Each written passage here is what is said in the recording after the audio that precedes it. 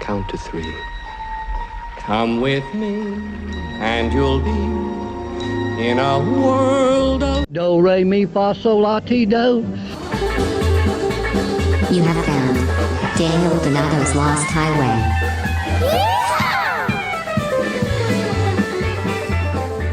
That lost highway.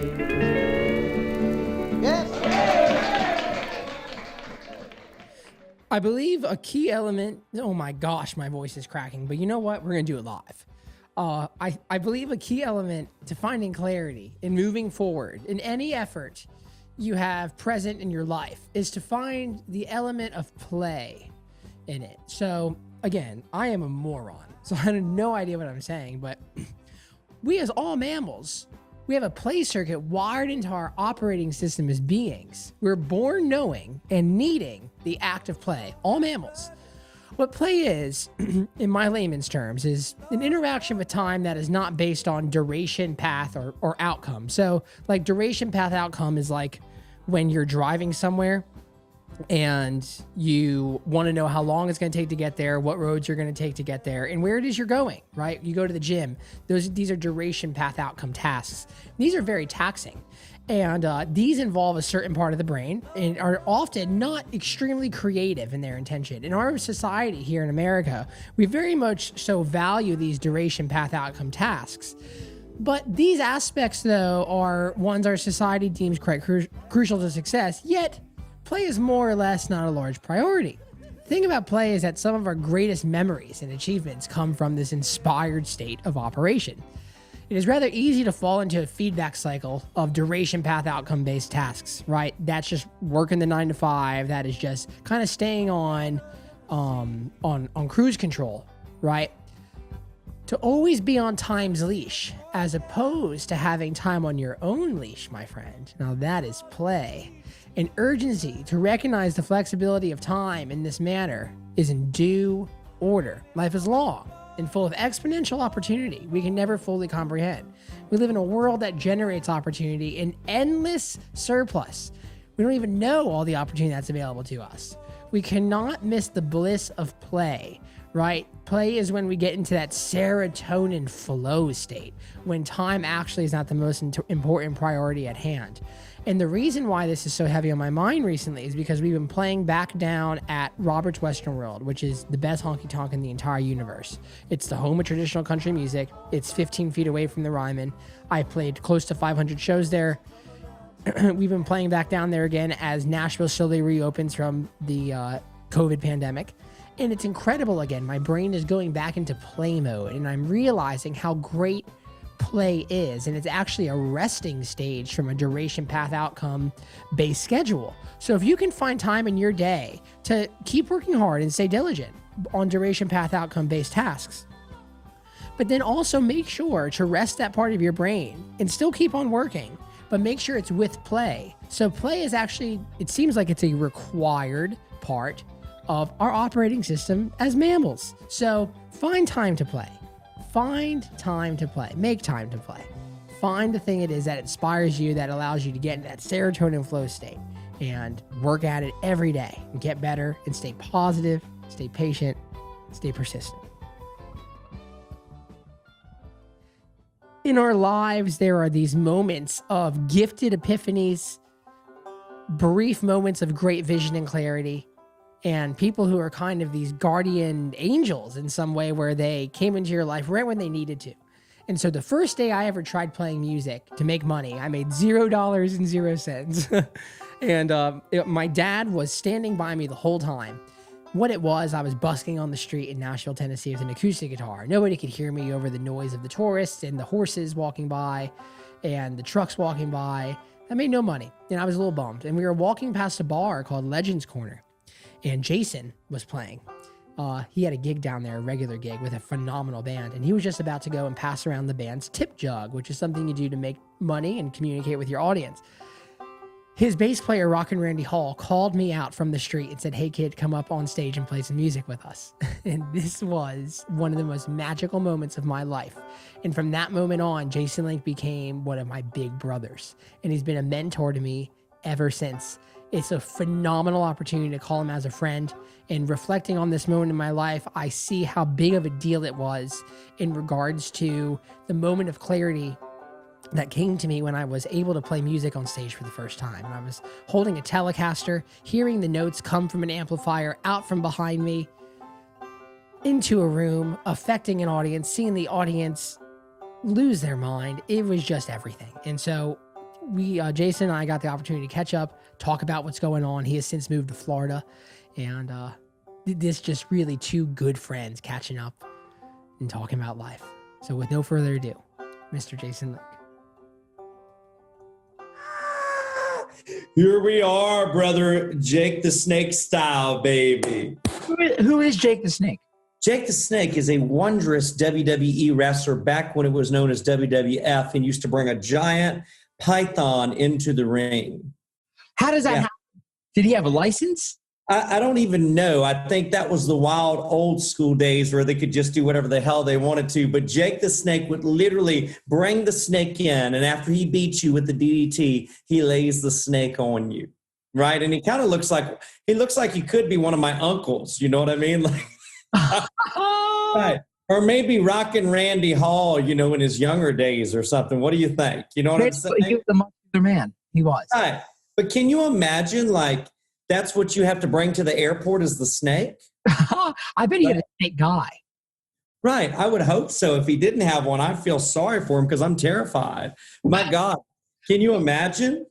I've had to carry worse through an airport. You and I think we're doing good with guitars and mandolins. This man's carrying a snake around his paid. This guy is winning. That is the definition right there. Think about that. Think about that commitment to your character, Brother Daniel. What do you mean commitment to character by that? Well, that's fascinating. That is a fascinating concept. Are we officially on yet or no? Is this actually? We're on. We're rolling. I love this. This is fantastic. So we can just roll. Very good. This is Joe Rogan style. So commitment to your character is these guys in the 80s wrestling, man, they were so committed to that character that either Vince McMahon, the owner, or whoever themselves had created, that they owned it. Nowadays, for example, in wrestling, everybody knows that it's not supposedly real, right? But back then, the bad guy stayed in one hotel, the good guy stayed in another. So when they were in a town fighting, wrestling, whatever, that people thought it was legit real. So this guy's so immersed in his character, he's traveling around like, imagine he walks into a Wawa back in the 80s, even though I don't know if Wawa was there, with a giant snake, right? That's commitment to your character. Is that even legal? I don't know. I've never done it. I've never tried it. You know what I mean? I'm not sure. But like, can you just imagine like the poor lady at the Red Roof Inn? It's just having an ordinary night around 11 p.m. And then a man walks in with a giant python. Yeah, I need to check into room 476. You know what I mean? Like he would be on the top floor. Right, of course. I would hope he gets something for carrying a snake, my heavens. So that's what I admire. I admire that commitment to the character. I think it was probably back in 2010. You sat me down and you showed me The Rock's farewell speech from the WWE. Wow. That's incredible. Hold on. It's even incredible for people to remember sometimes what you don't remember. I remember something different. I remember sitting with you like at the local Mexican restaurant Hermitage, right? Eating some chips and doing that deal and sitting at the piano. I don't remember that, which is incredible to hear. But The Rock is a master at delivering the message, whatever the message is. That's the same thing you said. That was the same thing. What do you mean by that? Yeah, I believe he learned from like Muhammad Ali, Ric Flair, these people like that. He knows exactly when he goes in to do a spill for promoting a movie, for a wrestling match, for whatever. He knows exactly how to deliver the message he's trying to get across. Okay, right. Right? That's the point. He knows exactly how to captivate an audience. And I think that's what I admire in wrestlers because I really believe, think about it. You have to make a building either love you or hate you. It's your job to go into a coliseum and make 19,000 people hate you, right? And get under their skin and rattle them. And so that's something always, I think the wrestlers, if you really think about like Ric Flair or The Rock or somebody who's really, really good at captivating audience, they're almost like the outlaws, like Willie and Waylon, these people that, because I believe those people in the 70s, like in the country outlaw area, they were characters. More that they're characters just as much as their music. Yes, you know, absolutely. Versus, you know, what I feel nowadays. I mean, it's great stuff is happening too. So let me not get in trouble on this podcast. Can you imagine? But no, there's no trouble. If you get in trouble on a podcast, right, that's breaking the rules of the platform. It's not how it works. Okay, good. So I'm entitled and allowed to say that. That's incredible. So I relate so closely Ric Flair and The Rock. I'm giving The Rock is an after example of someone like Ric Flair, right? Because The Rock got so much of his. If you watch his spell, you know, I'm the eyebrow raising, da da da da, chasing, blah blah blah blah blah blah blah blah. And Ric Flair was, I'm the kiss stealing, wheeling dealing son of a gun, blah blah blah blah blah blah blah. You know, and all that originates back to Gorgeous George and Muhammad Ali. If you've ever seen Muhammad Ali do this, because Muhammad Ali knew that if people hated him at the beginning of his career, they wanted to pay to see him get beat. He said that in his biography. Yeah, so he would. It's what Conor McGregor does too in the UFC. You see, they're right. They generate the interest, because think about how many people want to see Conor McGregor, how happy they were when Khabib, you know, beat him. Destroyed. How many pay-per-view buys generated, right? So everyone's taking this to heart. This is how I know he's great. I don't put him on the same level as like Muhammad Ali or The Rock or Ric Flair, but he's so good that my wife absolutely. How did not put Conor McGregor on the same? He's an actual fighter. Well, I'll tell you why. Because Muhammad Ali, I believe, only in my opinion, he did it in such a classy, intelligent way. So what I mean by that is he didn't have to say, fuck this, you're a fucking bitch, blah, blah, blah, blah, blah, blah, blah, blah, blah. He could give you right exactly what it was in a poem. He could insult you by doing poetry. Do you think also though, his audience at that time was in a different psyche than they are today, and he was competing for less attention? Like you have to stand out so hard now in order to make an impact that large. You almost kind of have to be a firework of something that is inappropriate. I think the reason Sergio Simpson, case in point. This is a great point. I love what you're saying because it makes me think. But I think the reason Conor does that a little bit is because in the UFC, you know, world, that's pretty much, you know, there's a lot of cussing. There's a lot of fuck this, blah, blah, blah, blah, blah, blah, blah, blah, blah. And he's used to that. But I think it to be like remembered like Muhammad Ali, who was an activist, right? If you think about it, he didn't join the war. You have to speak to the masses. Muhammad Ali was a guy you could bring on any platform, and he could do it. He would never even have to cuss to get his point across, which I think that's incredible. Ric Flair too. Ric Flair didn't have to. I mean, Ric Flair could insult you so badly. My God, he could. He could really, and he wouldn't have. And I just think there's a more of an art form to it. Although Conor is my guy, I love Conor. So how is Conor your guy? Your wife dislikes Conor. Well, what I was saying by that is he's so good at what he does is that my wife is watching him, and she doesn't watch UFC, right? She doesn't care about this imbecility that we do. But she's watching this, and she goes, I hate that guy. He's cocky. He's blah, blah, blah. He thinks he's got it, da, da, da. He talks too much. I hate him. And so then it registered with me. I go, he's doing exactly what he's supposed to be doing as an entertainer. You see? Right. Because he's evoking an emotion. Right? My wife is what? She hates him. Right? And when I say hates, I mean not hate, but doesn't like him because she thinks but he's doing that because he knows that will generate the publicity, that will generate the excitement around the fight, which is incredible. You know? Yeah.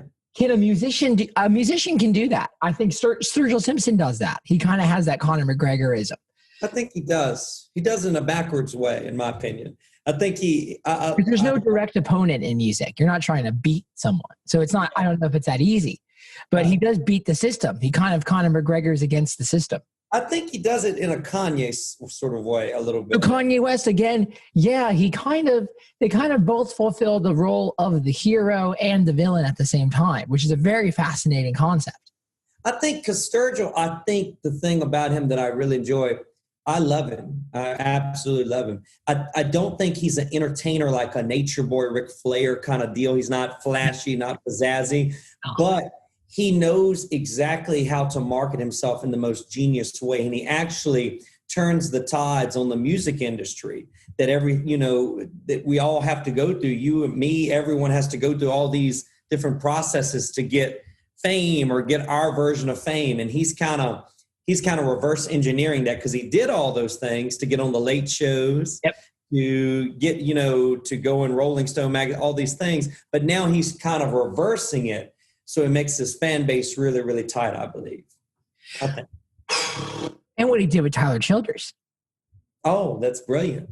That's absolutely brilliant. Because you mean in regards to the tour and and producing him. Yeah.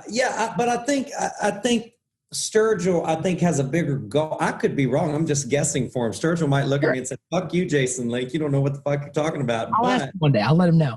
Let him know that Jason Link was given the rundown on it. But I think when Sturgill was with Sunday Valley, he played the guitar, electric guitar jam band. Yeah. Then, if I'm correct, Mark DeTore, the manager for Marty Stewart, met Sturgill. And then those two came together and then advised him, maybe not advised, maybe he did it on his own, but he put down the electric guitar and he did this whole very country high top mountain thing. Right. And which the audience loved, because around 2013, 2014, Florida Georgia Line is hitting, right? All these other things are going on. So they really crave that. Then he moves into that next phase, a little step up with Turtles. What is the album? Modern Sounds. I can't even say it. Modern Sounds of country music. Yeah. And it's a little more loose, a little more colorful. Has the references of the books he's reading. Cut live in 3 days after they toured for a whole year. Yeah. And I think, if I'm correct, because I think it was studio musicians on High Top Mountain, I think it was his band. Yes. On Metamodern. Now I can finally say it, Daniel. Metamodern. Metamodern. They actually fuck with that phrase on the intro track of that record. They kind of make fun of how hard it is to say. And it's a steal from Ray Charles, I believe, from Modern Sounds of Country Music. Yeah. I love that record. Yeah, absolutely.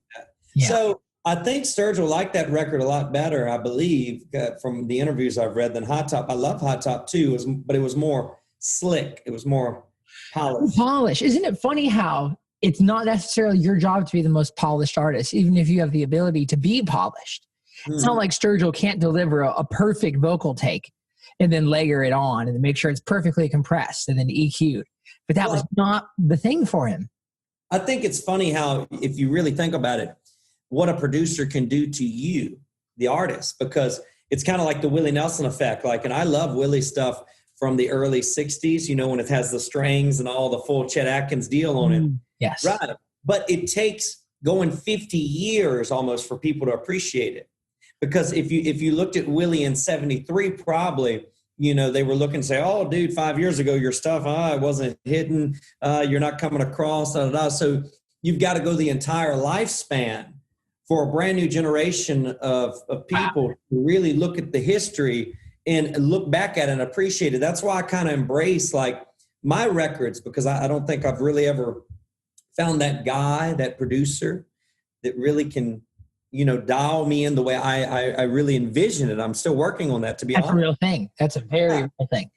And for so long, I tried to say, "Oh, should I recut these songs from this record because it sounds so rock and roll and pop? And should I do this from country?" But then I looked at Willie Nelson's history and I go, "No, he left everything as it was. It just keeps, moving in the journey." You know what I mean? Because Willie's one of those guys I really admire, because he's not, on this side of the fence of country music or this side. He really doesn't do that. He did a reggae album.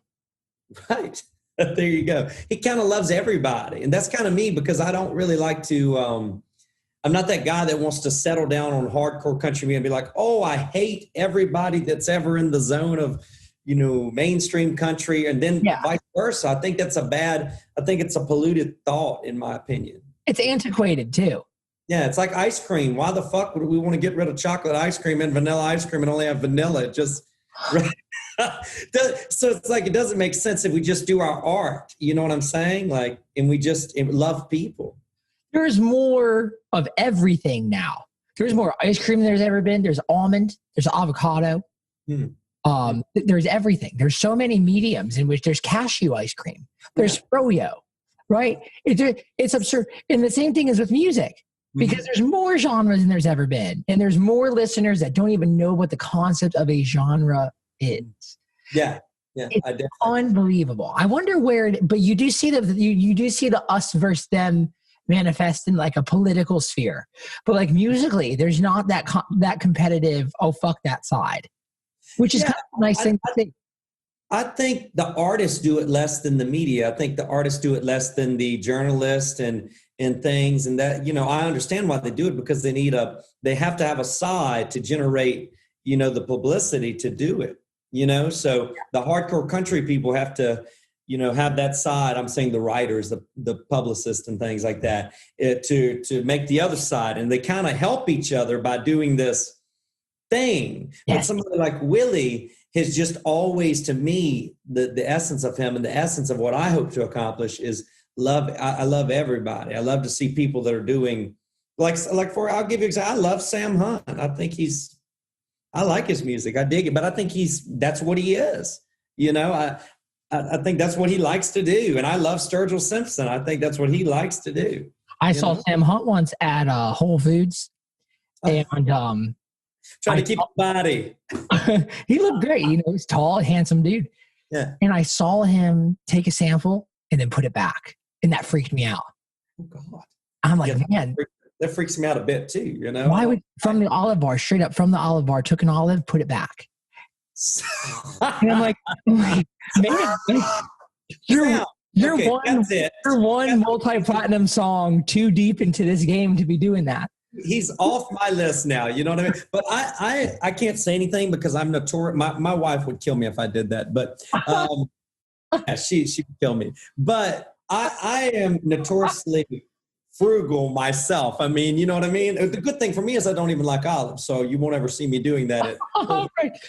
Yes, man. There's something frugal about maybe cherry tomatoes. You'll see. Oh my God.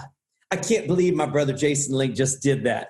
He's taking tomatoes and putting them back especially now during the pandemic, that would just be horrendous. That would be terrible. Oh God, in hindsight, that's treason, sir. In hindsight, that is absolute treason. I wonder what the sample bar future of how that all is going to happen moving forward. There's no way.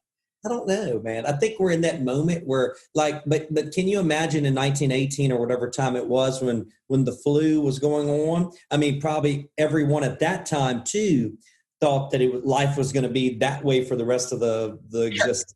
You know what I mean? No. So I think it'll roll back through. I hope. I pray. Yeah. Watch next year. I'm doing a podcast with you, and I'm like completely wrapped up because I don't need anything going through the screen and like affecting you. You know what I mean? Like, yeah. So I hope it goes. I'm sure you're seeing a change though, where you're performing all the time. I'm sure you're seeing more people come out. Yeah, dude. I have a weird thing because like it's so funny to me. I joke because as an artist, we've talked about this. We have our goals and what we believe we need to be in this thing that we set for ourselves and society sets for ourselves. Right. And so when I left Nashville, this is going to be a long-winded answer, but when this is the medium for it. Let's go.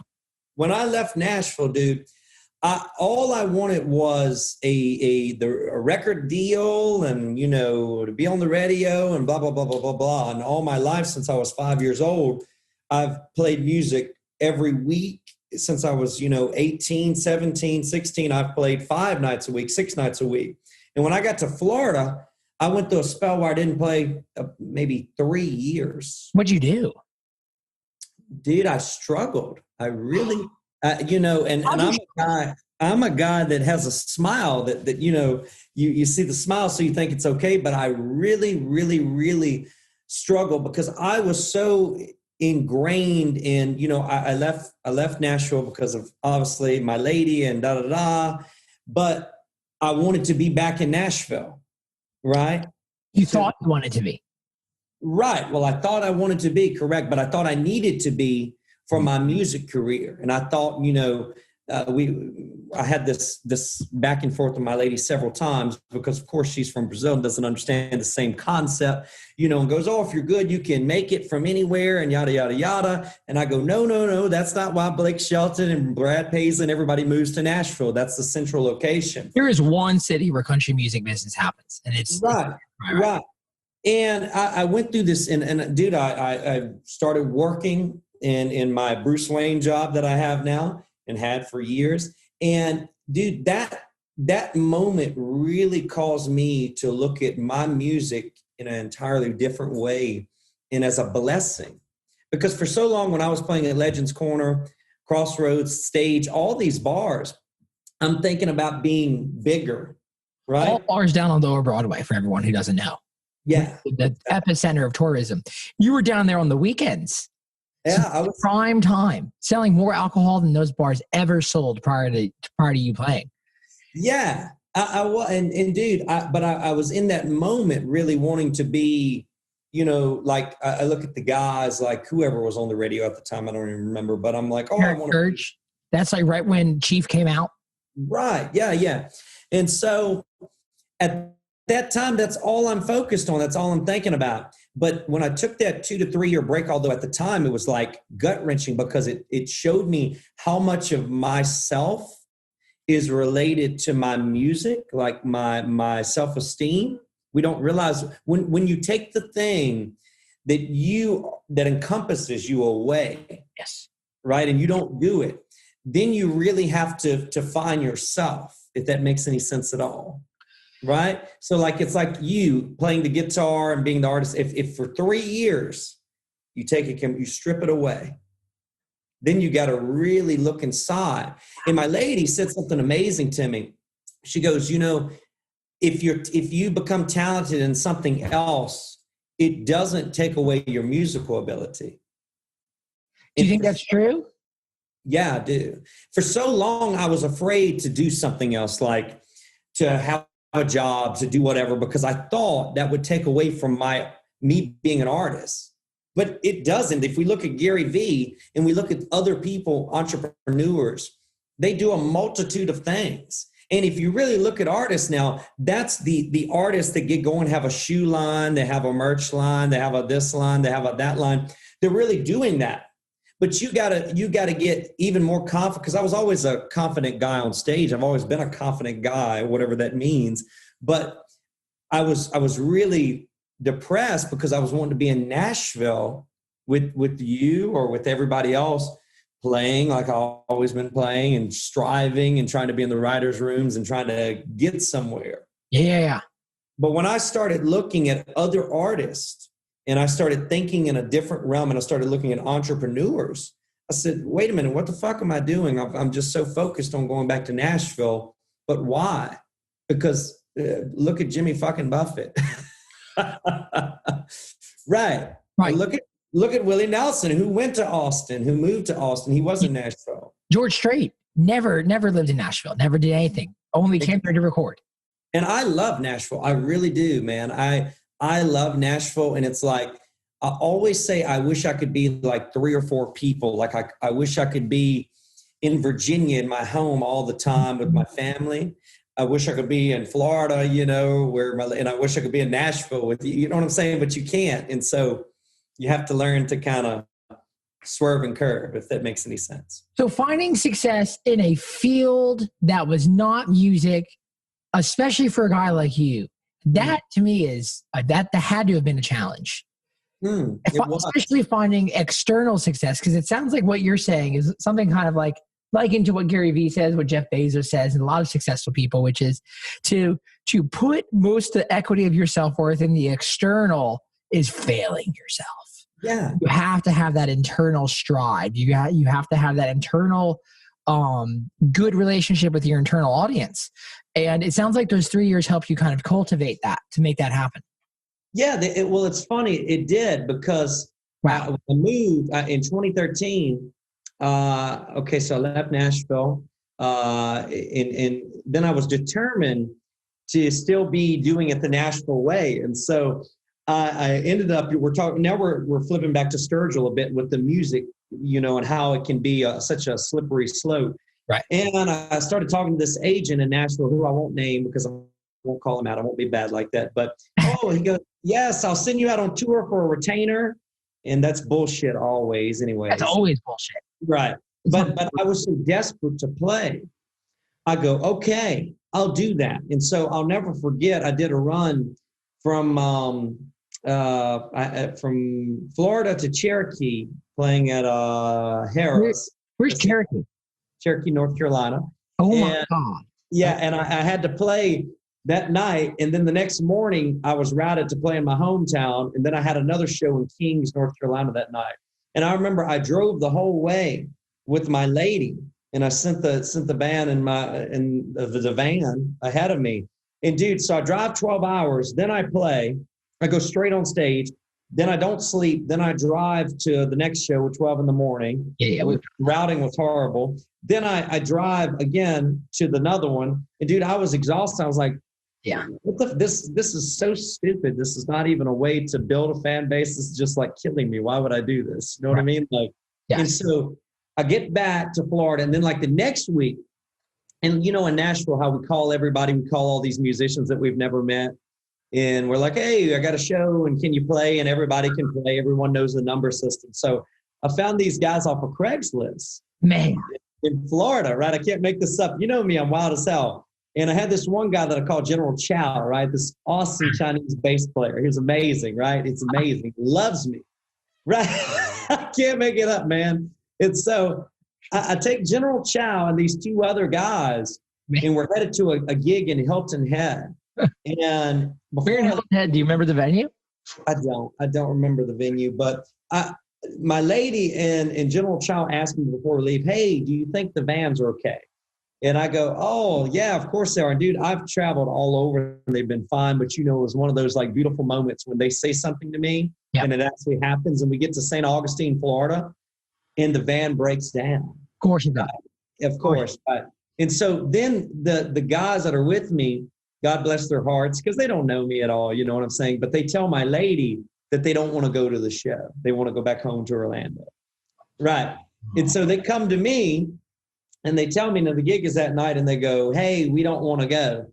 And, of course, in all my bravado and sport, I go, fine, go back to Orlando, whatever. So I rent a U-Haul for General Chow to drop all the band equipment back to Orlando. And then me and my lady, I tell the guy at the venue what's going on. It's supposed to be a full band. And I say, hey, dude, I don't think I can make it. He says, come anyways. So I said, okay, all right. So I get there way past the time of the performance and play an acoustic show, just like the guy asked me. What the fucking guy didn't tell me was when I get done, he hands me $200. Right. For all of it. So, dude, like instead of whatever I was supposed to make, $4,000, $3,500, whatever that it was that the band was supposed to make. So I essentially lost a bunch of money, doing this when it should have just been canceled out. And when I got back from that, I was so dismayed from it. I said, you know what am I, this is not the way. Yeah. This is idiotic. Right. But, and we as musicians, psychologically, we believe that is the way. Getting out on the road, building the fan base, playing club to club to club to club to club, and which it can be the way if done right. If done right, right. If done right. But the thing that I find so sad is that so many musicians that are talented get sucked into this wanting to make it thing, and they'll get with these guys that'll take advantage of them, and like the retainer thing, and they'll just lose everything trying to do something that they think they need to do to get somewhere. Right? So I go back home in the end of 2013, and Jay Taylor, our buddy, of course, the man, tells me about this job of selling real estate, timeshare, whatever that is. I go, oh my God, okay, because he did it in Nashville. And I get the job, right? The day I get the job, I can't make this up, I almost cut off my finger, right? If you look really close right here, there's a huge Huge gash, yeah. Whoa, it's deep on it, sir. That is You deep can see on on. my second finger, right? So the day I get the job, man, I'm doing dishes and I drop a plate and it Oh, bounces back up. Remember that I told you that, Daniel. Never do dishes and drop a plate. I dropped the plate, it came back up, sliced my hand. Looked like something from a Will Ferrell movie, man. Blood's going everywhere, squirting all over my walls. I never forget driving myself to an urgent care on this day. And I get in there, I'm freaking out as a guitar player, of course. Jesus Christ, sir. Right. About to Django Reinhardt this bitch, you know what I mean? So I get in there and the nurses say, calm down, calm down. And they close the curtain and I hear them on the other side of the curtain go, it's really bad. Oh my God. Right. And I swing the curtain open, dude. And I'm like, am I going to lose my fucking finger? And I never forget the doctor came in, man. He was this awesome doctor. And like I was going through so much, like it was a bigger picture because I was going through a lot at this moment. He was like very spiritual. He said, calm down, brother. Calm down. I got you. And he sewed me up, man. And he sewed my finger up. He said, you're going to be okay. Oh right? my God. Yeah. And at that moment in 2013, in this little 4-month period, like everything was happening. I was getting like, I remember my trailer was getting towed every month from my condo, like every other month, because I wasn't supposed to be parked there. And that's when my mindset really started to change because I've always been a positive guy, but during this period, I was not negative to anybody outwardly, but internally we can be negative, right? Internally we can be very negative. And that's where negativity always starts, is on the internal. So I said, okay, I'm going to mentally refocus and stop thinking that all these things are going to happen and not freak out and panic and yada, yada, yada. And for me at this time, it was very difficult because, you know, I have my daughter in Virginia, whom I'm trying to balance, and my mom and my granny. How old were you had your daughter? I was 17. Oh my God. You were a child. Yeah. And that's another reason, like one of the most difficult things is, you know, I left Virginia and it was very hard because I've got this dream of making it in Nashville. And, you know, I'm a young guy and I know, and I feel like I need to go, you know, in order to make something of myself. Right. But of course, leaving my daughter is a very difficult thing because it's not the same as, you know, of course we talk and, you know, I fly back home and stuff, but it's not the same as being around every day. Of course. You know what I mean? It's a big thing on a big sacrifice. And that was another reason when I left Nashville for Florida, it's like this big guilt on me as well, because it's like, God, I'm coming to Nashville to make it. You know what I mean? Right. Now you're leaving Nashville having not made it, quote unquote. Right. And then it's like, you know what I mean? But at the same time, in a weird way, you know, I wasn't able to fly home as much when I was in Nashville and drive. And in a strange way, when I got to Florida, I was able to do that more, you know, but still I can imagine on her end, it was difficult to take in, you know, and I try to always be empathetic of that, right? Because sometimes we look at our own journey, but we don't look at the other's journey with us, right? You know, and I think it's not easy. And I always have tried to be a great dad, but being a great dad, I can't be the greatest dad I could ever be if I was there every day with her. 100%. Absolutely. Which is bad because, you know, of course I'm taking care of her, taking care of financial things, doing all that talking, but it's just not the same. And so I feel almost a moral responsibility to get my music going, whatever it was at that time, because of my daughter, because of the people that love me, because of the people that believed in me. Right. At the same time, I'm falling apart internally because none of this is happening in 2013, whatever that it is. Holy shit. Right. That's a lot to take in, man. It is. You don't realize that it is, but it is. And then, so around early 2014, I take a trip to, my wife is Brazilian, as you know, but Yes. we'll circle that in a moment. But I go to Brazil and I kind of stay there for a month and I have, you know, no money and I just kind of do a reset and I'm just thinking about my life and I get back and. That's great. Yeah. And I start working at this job and I remember there was a great guy named Everett. He's a great friend of mine, and he was like the first one there. I'm now like the longest running one there, but he was the first one. It was some other guys, but he's like the original. And I never forget him saying, he's like, Jason, I know you do great at this, but my mind wasn't there. I was kind of going in earning the paycheck, but I wasn't really trying to sell because my mind was on music, you know? And about 6 months of that, I saw him making money, and I go, wait a minute.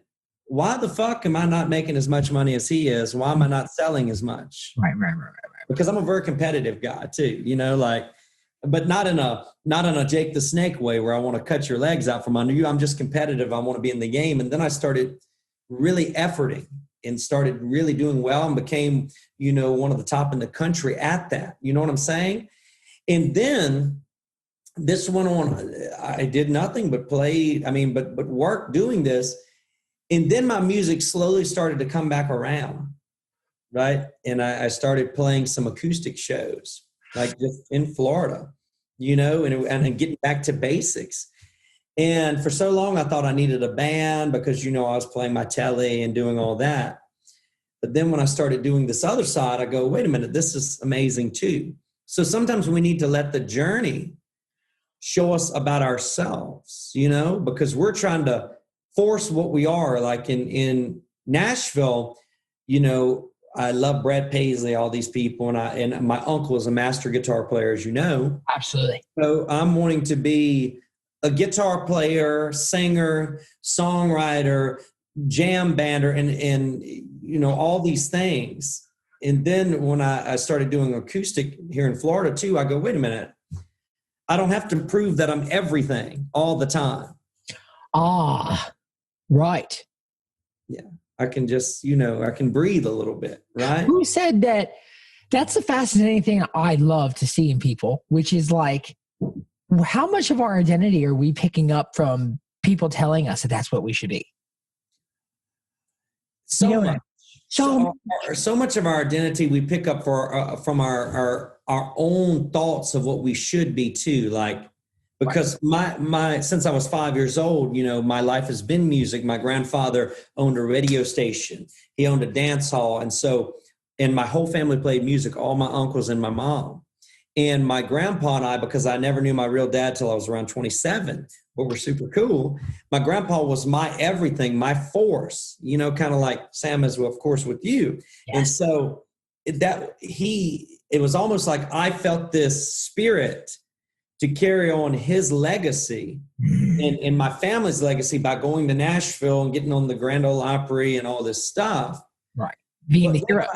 Right. But when I got to Florida, I actually had a cassette tape of my grandfather at the radio station that my aunt had given me. Oh, come on. And he said this comment at the radio station, and he said, the music, he was talking on the air, and he said, the music goes with me. And it really hit me, dude, because I needed to hear that at the moment, because I was thinking the music needed to be in Nashville. Right. But then I was like, wait a minute, the music goes with me. Right. I am the talent. I am myself. You know, I can create this whole thing. And then I thought about my granddad and what he created. He created his whole musical, you know, world in his town, at his radio station, at his dance hall. You know, I'm sure he would have loved to go to Nashville and, you know, been Porter Wagner or Buck Owens or whatever the deal is. Those were the years that he was in business in the 60s, 70s? Yeah, no, it would have been earlier. It would have been, my grandpa was born in 25, so it would have been probably in the 50s, and Hank Williams and Lefty Frizzell and those things. And he was that good. You know, I'm not saying he was writer-wise Hank Williams. I'm just saying he had the look and the sound and all these things. But then I thought about it. I said, wait a minute, my grandpa would probably want me to build something for myself. He probably What made you think that? Yeah, he wouldn't want me to be just a chug in the wheel, because we set these limits, like, and you know, the business has changed so much now, like off of radio predominantly. Like, look at what you're doing, like Instagram. You're building a platform on Instagram and podcast and Spotify and all these things. TikTok and Facebook and YouTube and all the socials, right? Right. But maybe you might not think this way because I'm older than you, but I was so geared into the radio. Oh, right? Yeah, absolutely. Right. So it was really hard for me. Like my brother-in-law, he's like owns the CNN of Brazil. He's like a really intelligent guy. And he kept looking at me while we'd be drinking outside, chilling for family. But he'd be like, Jason, what the fuck are you doing? Stop worrying about going back to Nashville. Stop worrying about this. Stop worrying about that. Look what's going on YouTube. Look what's going on this. You can do this. And I kept going, no. But he's really right. But I'm so ingrained in that old school mentality of playing in honky-tonk bars, playing in doing that, and then going and getting, a publishing deal, then getting on the radio and da-da-da-da. Getting a publishing deal, getting a manager, getting a deal, a record deal, likely a 360 deal that takes all of your touring income, all of your merchandise income, all of your fan club information, and you own none of it. And it's you thought you knew what was right. You thought. And then what's so funny, man, is that literally I was doing in 2014 and 15, oddly enough, I'm not playing any music, but I got more record label meetings than I ever did. How but I was in Nashville. And he showed me another thing that taught me something, like, because I was meeting, going back to flying to Nashville, meeting Warner Brothers Records, meeting these people. It's so weird. I'm not even playing, but I'm trying to create, I'm emailing everybody. And it showed me also, it taught me how lazy I was in Nashville. It's hard to have perspective of what you should be doing a lot of times. Yeah, it's absolutely I'm playing on Broadway and I'm doing this deal, but I did some writers' nights, of course, at some different places, but I wasn't really pounding the streets and knocking on doors and doing that stuff when I was in Nashville. A lot of people think if you play in Nashville, play live, that's all you need to do, but that's not right, because there are a lot of politically correct avenues and assets you need to build that are completely outside of performance that establish and indicate quality in that field. And just playing down on Broadway is not it. That's hence why both you and I, our careers kind of ended up for the better when we stopped spending so much time down there. It's true. In our own unique way. And sometimes the universe forces us to get off of there, It does, like a movie almost, like some weird simulation. Right. So it's like, I didn't realize that until I started doing a different approach, which was email. I was emailing everybody in Nashville. And of course, talking to people and things, but I really had this aha moment when I went to Warner Brothers Records. I had like 4 meetings in a day or something, and I had this hockey agent that a great guy still to this day, had found me on Reverb Nation, oddly enough, and he's an NHL agent and set these meetings up and all this stuff, and great guy. But I went in there and I was meeting with these different people, and I'm walking out of Warner Brothers Records, as I've told you this before, not on the podcast, and my lady pointed to all these artists that were on the Warner Brothers Records wall. And she goes, it'll never work for you. Dude, my lady is like, she'll hit me with such like a dagger. You know what I mean? Like, because what you want your lady to say is like, you did a great job. You blah, blah, blah, blah, blah, blah, blah, blah, blah. Maybe.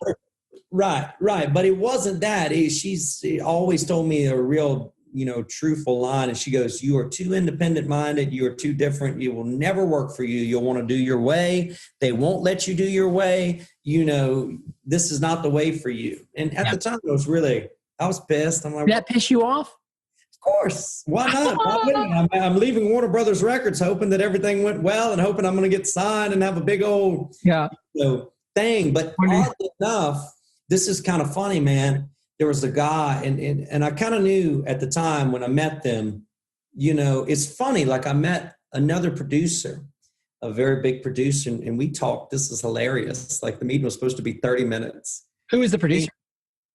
It's Paul Worley. Oh my God. Yeah. Astoundingly huge producer. Right. And Lady Annabelle was producing stuff. And we had a great meeting, dude. It was funny. Like we talked for it was supposed to go like 30 minutes. We talked for like an hour and a half. Oh, wow. Did y'all just meet at a studio, or y'all meet in public? At his studio. And I leave that meeting thinking, oh, this is incredible. And then oddly enough, I never really hear from Paul again. It's hilarious. So you think that went well. Yeah. I mean, because you go over and everything's nice. And then with Scott Hendricks at Warner Brothers, we weren't, I'm not jiving or vibing, but he was more reserved than Paul. And so I thought the meeting, didn't really go well, but I ended up talking and staying in contact with him long after, our meeting. You know what I'm saying? And right. So it goes to show you sometimes you think you know the outcome of something. Right. And then it'll show you differently.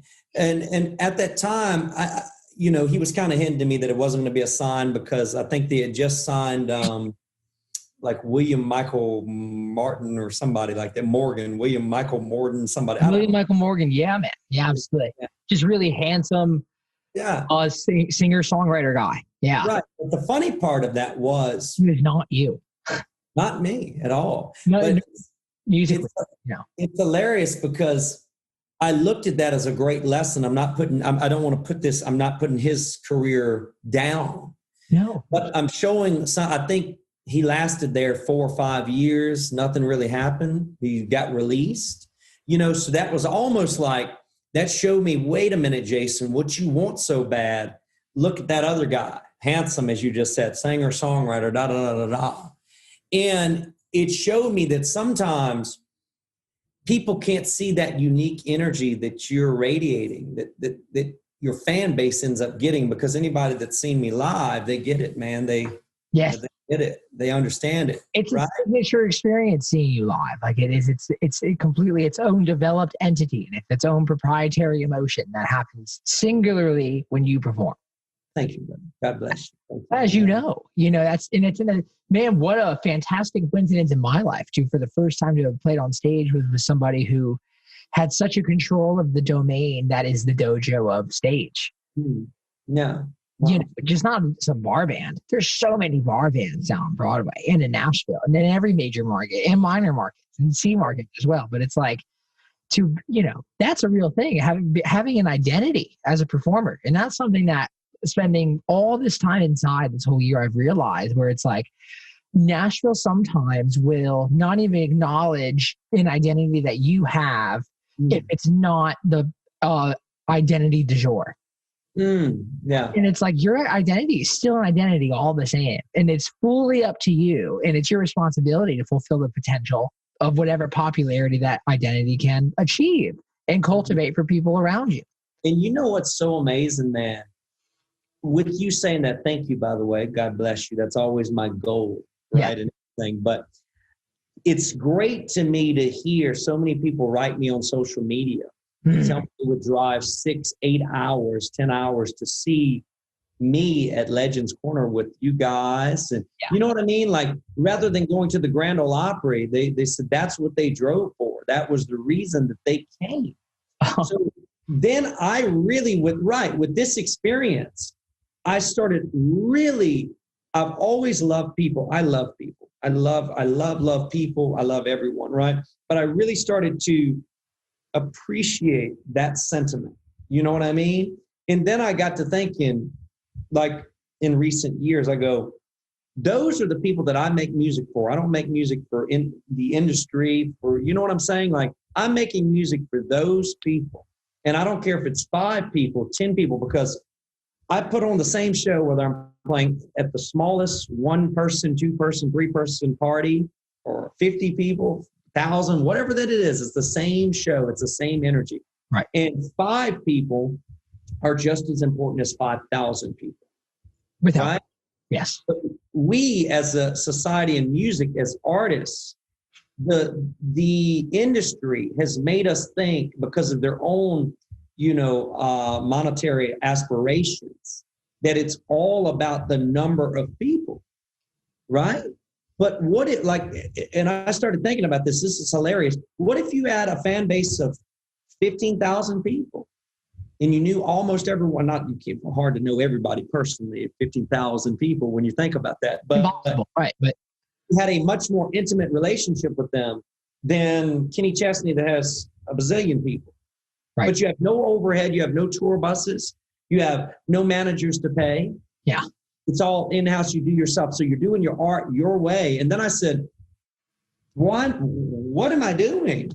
Yeah. Like, why am I stressing about this? Why am I putting my own self through hell? Right. When my fan base is already there. I want to build them. Of course, I want to have more people, no more people. I always have that strive. But Sturgill, going back to him at the very beginning, really opened me up to that because it was almost what I was thinking happened out loud, because he has no radio hits, of course. And he didn't want to have any radio hits because think about it. If you have a radio hit and then what happens? Nothing happens on the second or third when your label drops you. You know this. And then everyone likes you for who that character was on that one single. And that's likely not who you are if you're writing something that's suited for industry. Exactly. Solely intention. Sturgill or Mark or whoever his team was, the Paradigm, whatever it was, designed his career so he would never have to depend on a hit. And that's the way to win, my friend. Right. So he'll never be out of style because he never had a fucking hit in the first place. He had an album. He had albums and he had tours. And all his publicity was geared towards Rolling Stone, towards late night television, nothing on radio. That's where they spent all their money. And I think now Sturgill, just after he built that, I think he was probably plotting and planning that whole time that was happening and riding with the system. But probably because he's such a rebellious guy in his nature and he doesn't like to be taken advantage of, he probably was saying, okay, I'm going to ride with you guys in this. Mm-hmm. And then after I build my fan base, I'm going to do exactly what the fuck I want to do with them. That's what he's doing right now. I mean, if you really, I don't even think he has a manager anymore. I could be wrong, but I don't think he has. Fired his managers. Yeah. Because he didn't want to do because you get in the game, even at not at his level, he's very successful.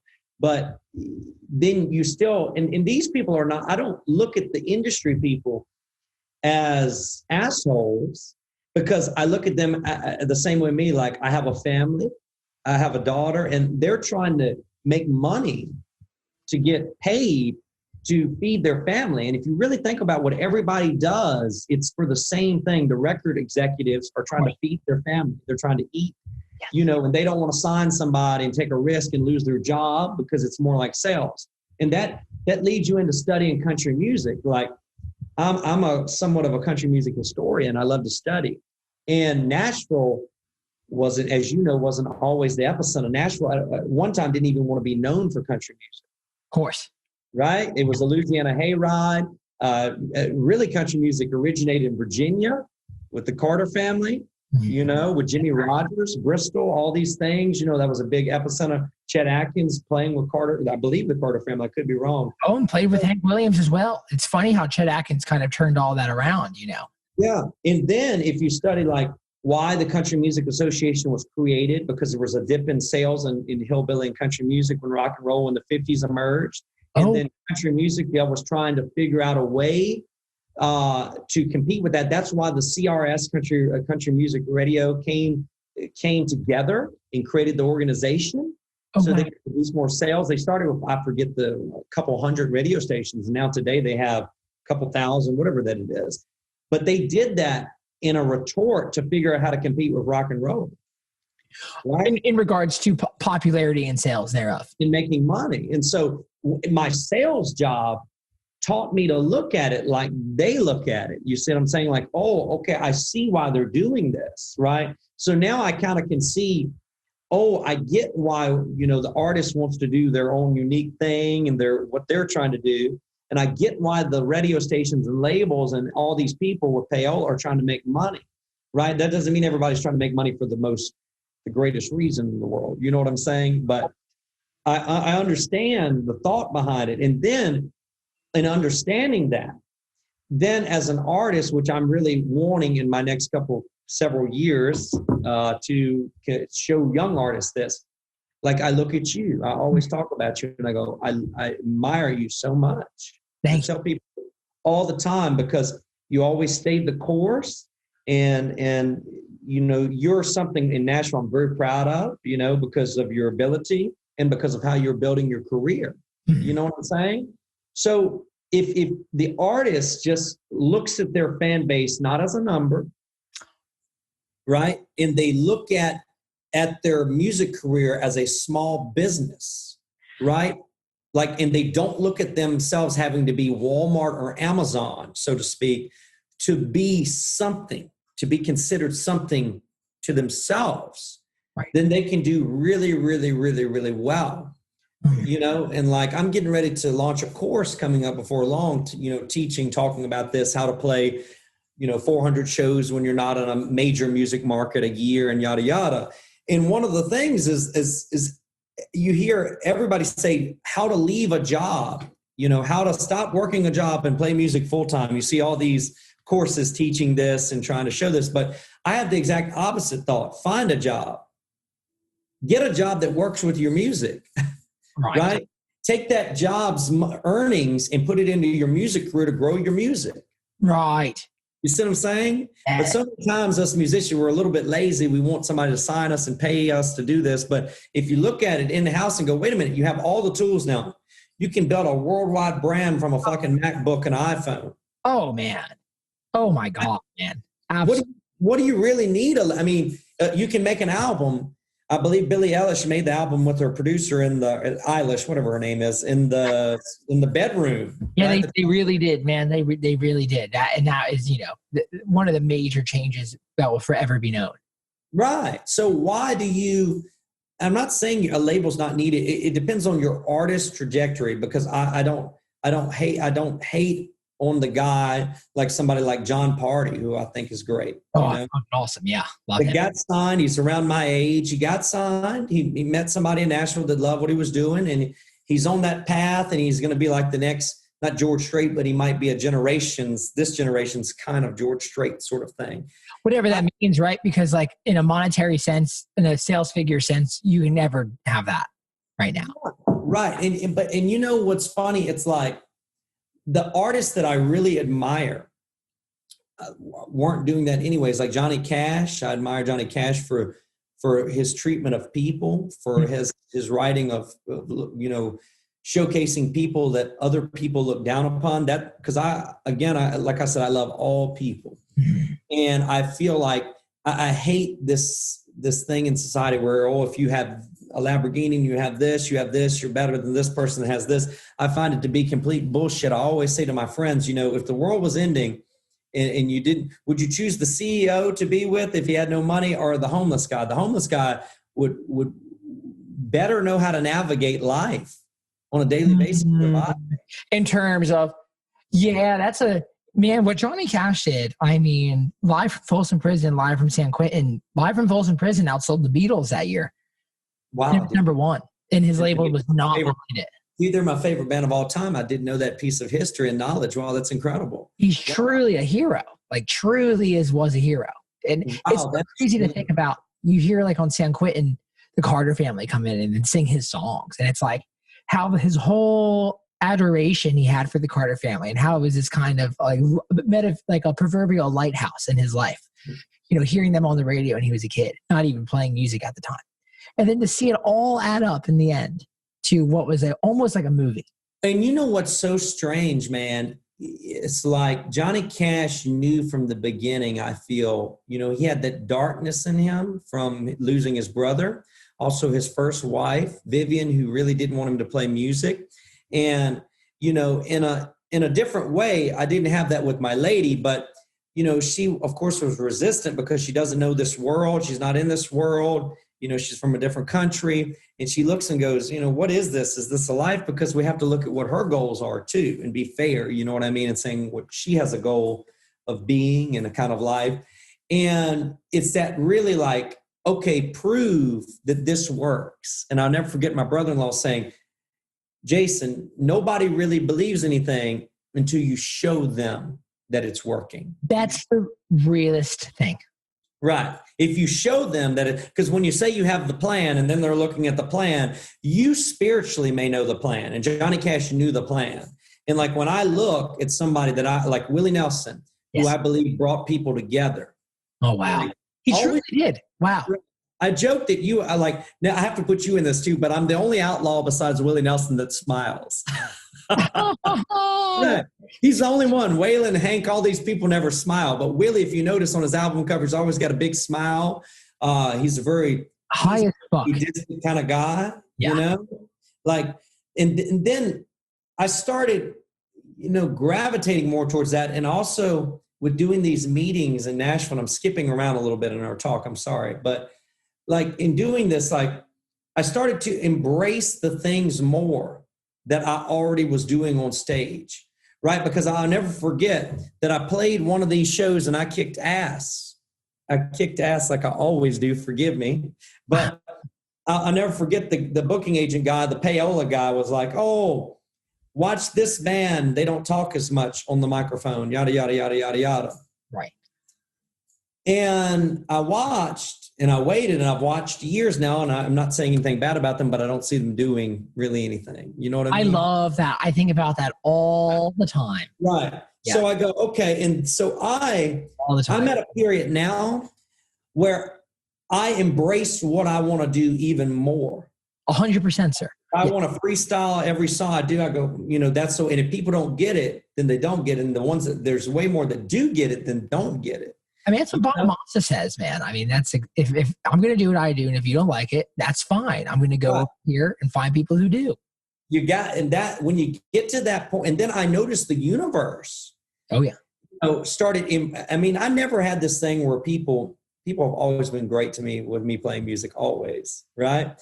But I noticed the universe started embracing more just what I was doing, you know, and people like are really overwhelmed by what I'm doing when I'm trying. They go, oh my God, this freestyle thing that you're doing and the way you talk on the microphone, yada, yada, yada. So if you just keep on your path, even if no one understands it, I believe eventually the universe is going to notice, is going to see.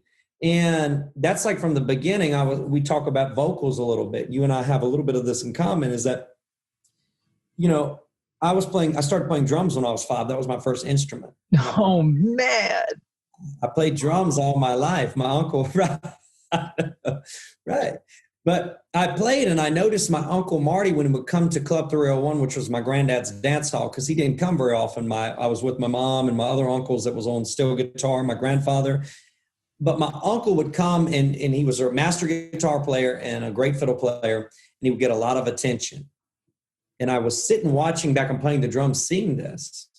And I go, wow, I need to do that. And then I saw my grandpa, who was the master entertainer, because he had a unique style. What's a master entertainer do? Knows how to move an audience. And what is that? Knowing how to move your audience is knowing how to bring them together. Like sometimes I go and I see great musicians. Oh yeah. They're up on stage and they're master musicians, but the audience isn't connected. What do you think that is? And how does one go and connect them? I think there's a big difference between being an entertainer and being a musician. Huge difference. And I think the perfect pie piece for me is when I have that night of playing, when I showcase my musicality, my guitar skills, my singing skills, my songwriting, and my entertaining, right? Because sometimes we can lean over to, you know, what is our best side, so to speak. For example, I think the reason my Uncle Marty was always, my uncle's not entertaining. He's a very entertaining guy talking to him. No. On stage, he's not a loud but boisterous kind of guy like me or my grandfather. My grandpa was loud and not like me in the Ric Flair sort of sense, but I think the reason my uncle was so hard on me maybe in my teenage years was because he always knew he saw that I had the entertaining thing to fall back on.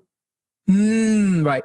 So he wanted to raise the musical part up to where the entertaining part was. Maybe. I'm just guessing. Right? So you're asking me how I think it is. I think everybody in the world, we're like the animal kingdom. Everybody has their unique place. There's going to be virtuoso guitar players. There's going to be entertainers. There's going to be this, like my lady, you know, we were talking about this. She'll tell me to my face, she prefers to hear somebody quiet in their place playing song to song to song to song to song. Right? And there's And there's a lot of great people who do that are wildly successful. Amazing. Yeah. And I am not that way. I'm a guy that's going to be talking. I'm going to be connecting with my crowd. You're improvising so much when you're on stage.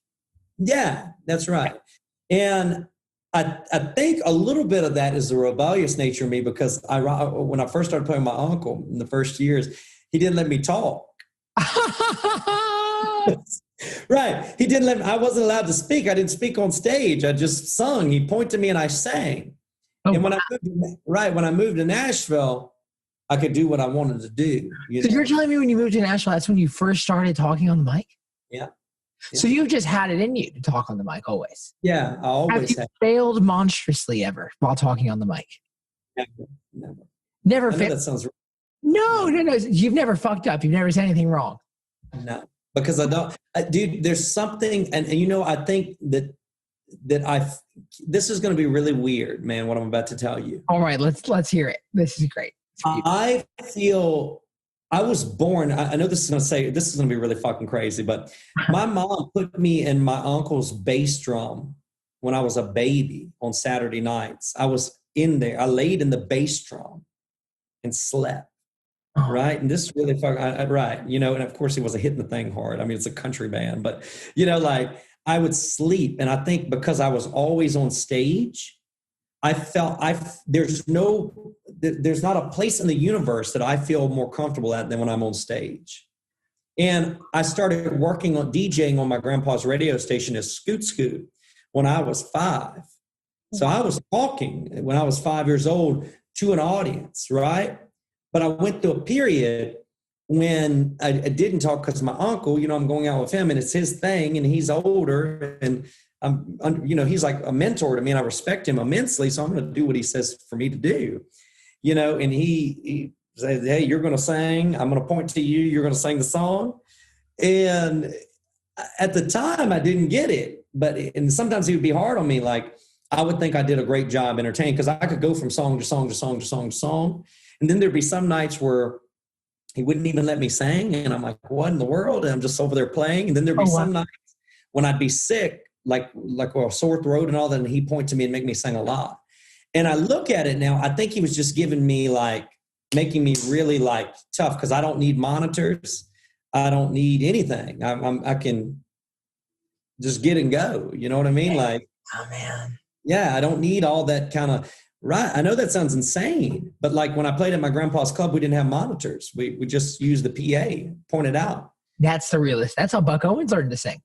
Right. So I also learned how to get loud because I can sing really loud because of that projection needed to, I believe, So yeah, when I got to Nashville, that's when I got on the microphone and I never had a moment where I didn't feel, I actually was it was like like when you've kept something inside for so long and you're just expunging it and expunging it, but also in a weird way, and forgive me, we're allowed to go over, I know we've been talking. Oh, it's a podcast. Yeah. We're good. Well, we started at 1. Okay. We're only an hour. Never mind.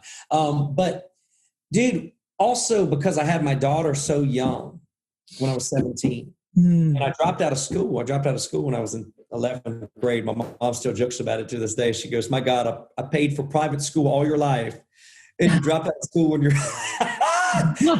right. But I think because of that, dude, I never went to college and I never had college, So I think Nashville almost, when I got to Nashville, was almost like my college. I'm living and I'm I'm partying and having fun and doing whatever this says.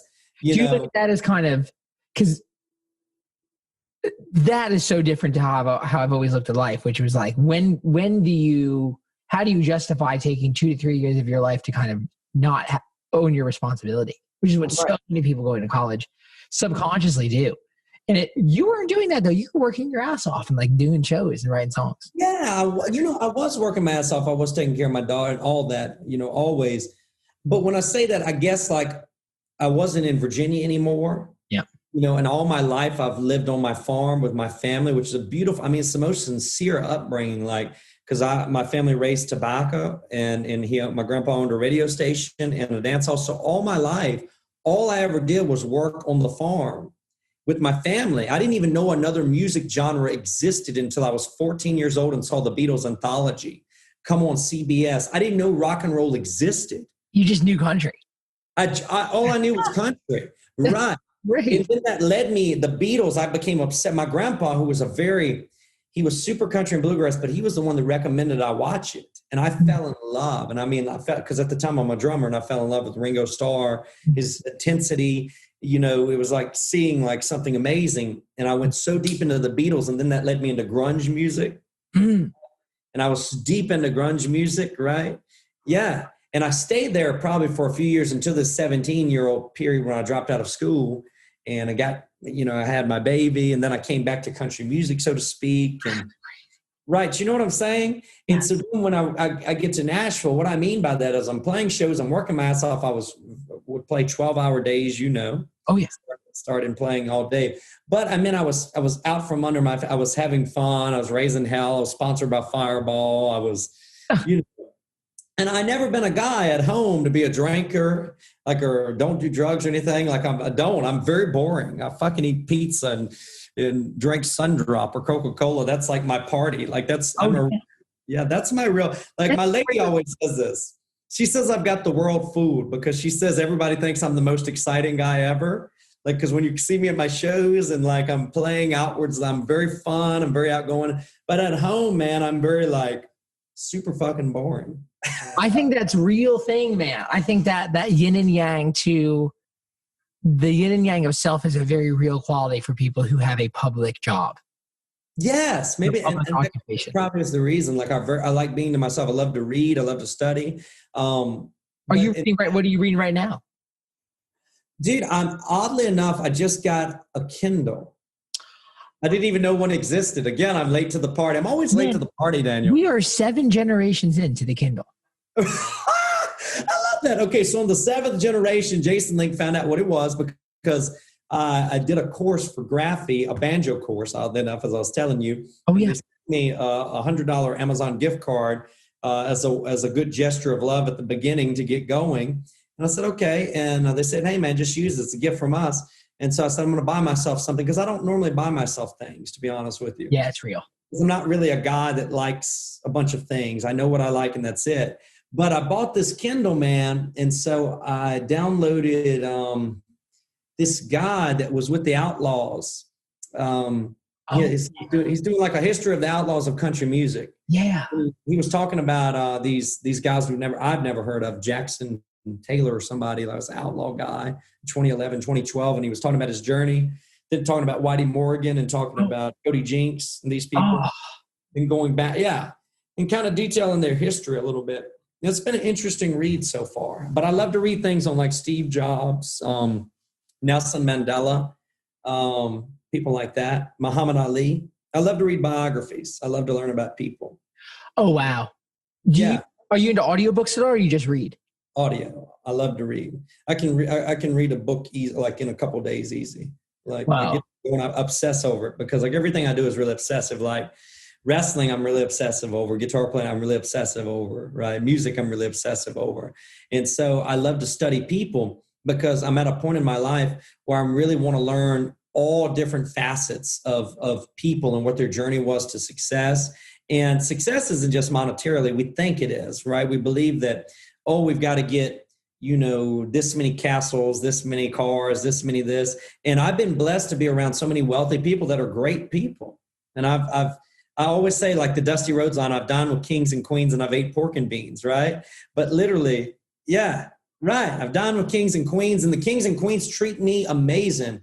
For example, all the wealthy people, I know some very wealthy people and they treat me wonderful. But I always, when I'm in that environment, I'm looking in that environment, I'm observing as that boy from Virginia that grew up on a tobacco farm. Right. And I'm seeing that these people are doing the same thing that we were doing. They're eating together. Right. They're, I didn't drink. My family doesn't drink, so we didn't drink at all, but they're being together. And that's a big goal of mine, is to take that divide out, and also to make people realize, why do you need these things? I have a brother of mine in sales, in my sales job. I love him. He's a master. Him and I are the two masters, and we're totally different ways. But he's really into Mercedes and different things like this. And dude, I drive a fucking $2,000 Ford Fiesta, and that was my gift. That was my gift to myself.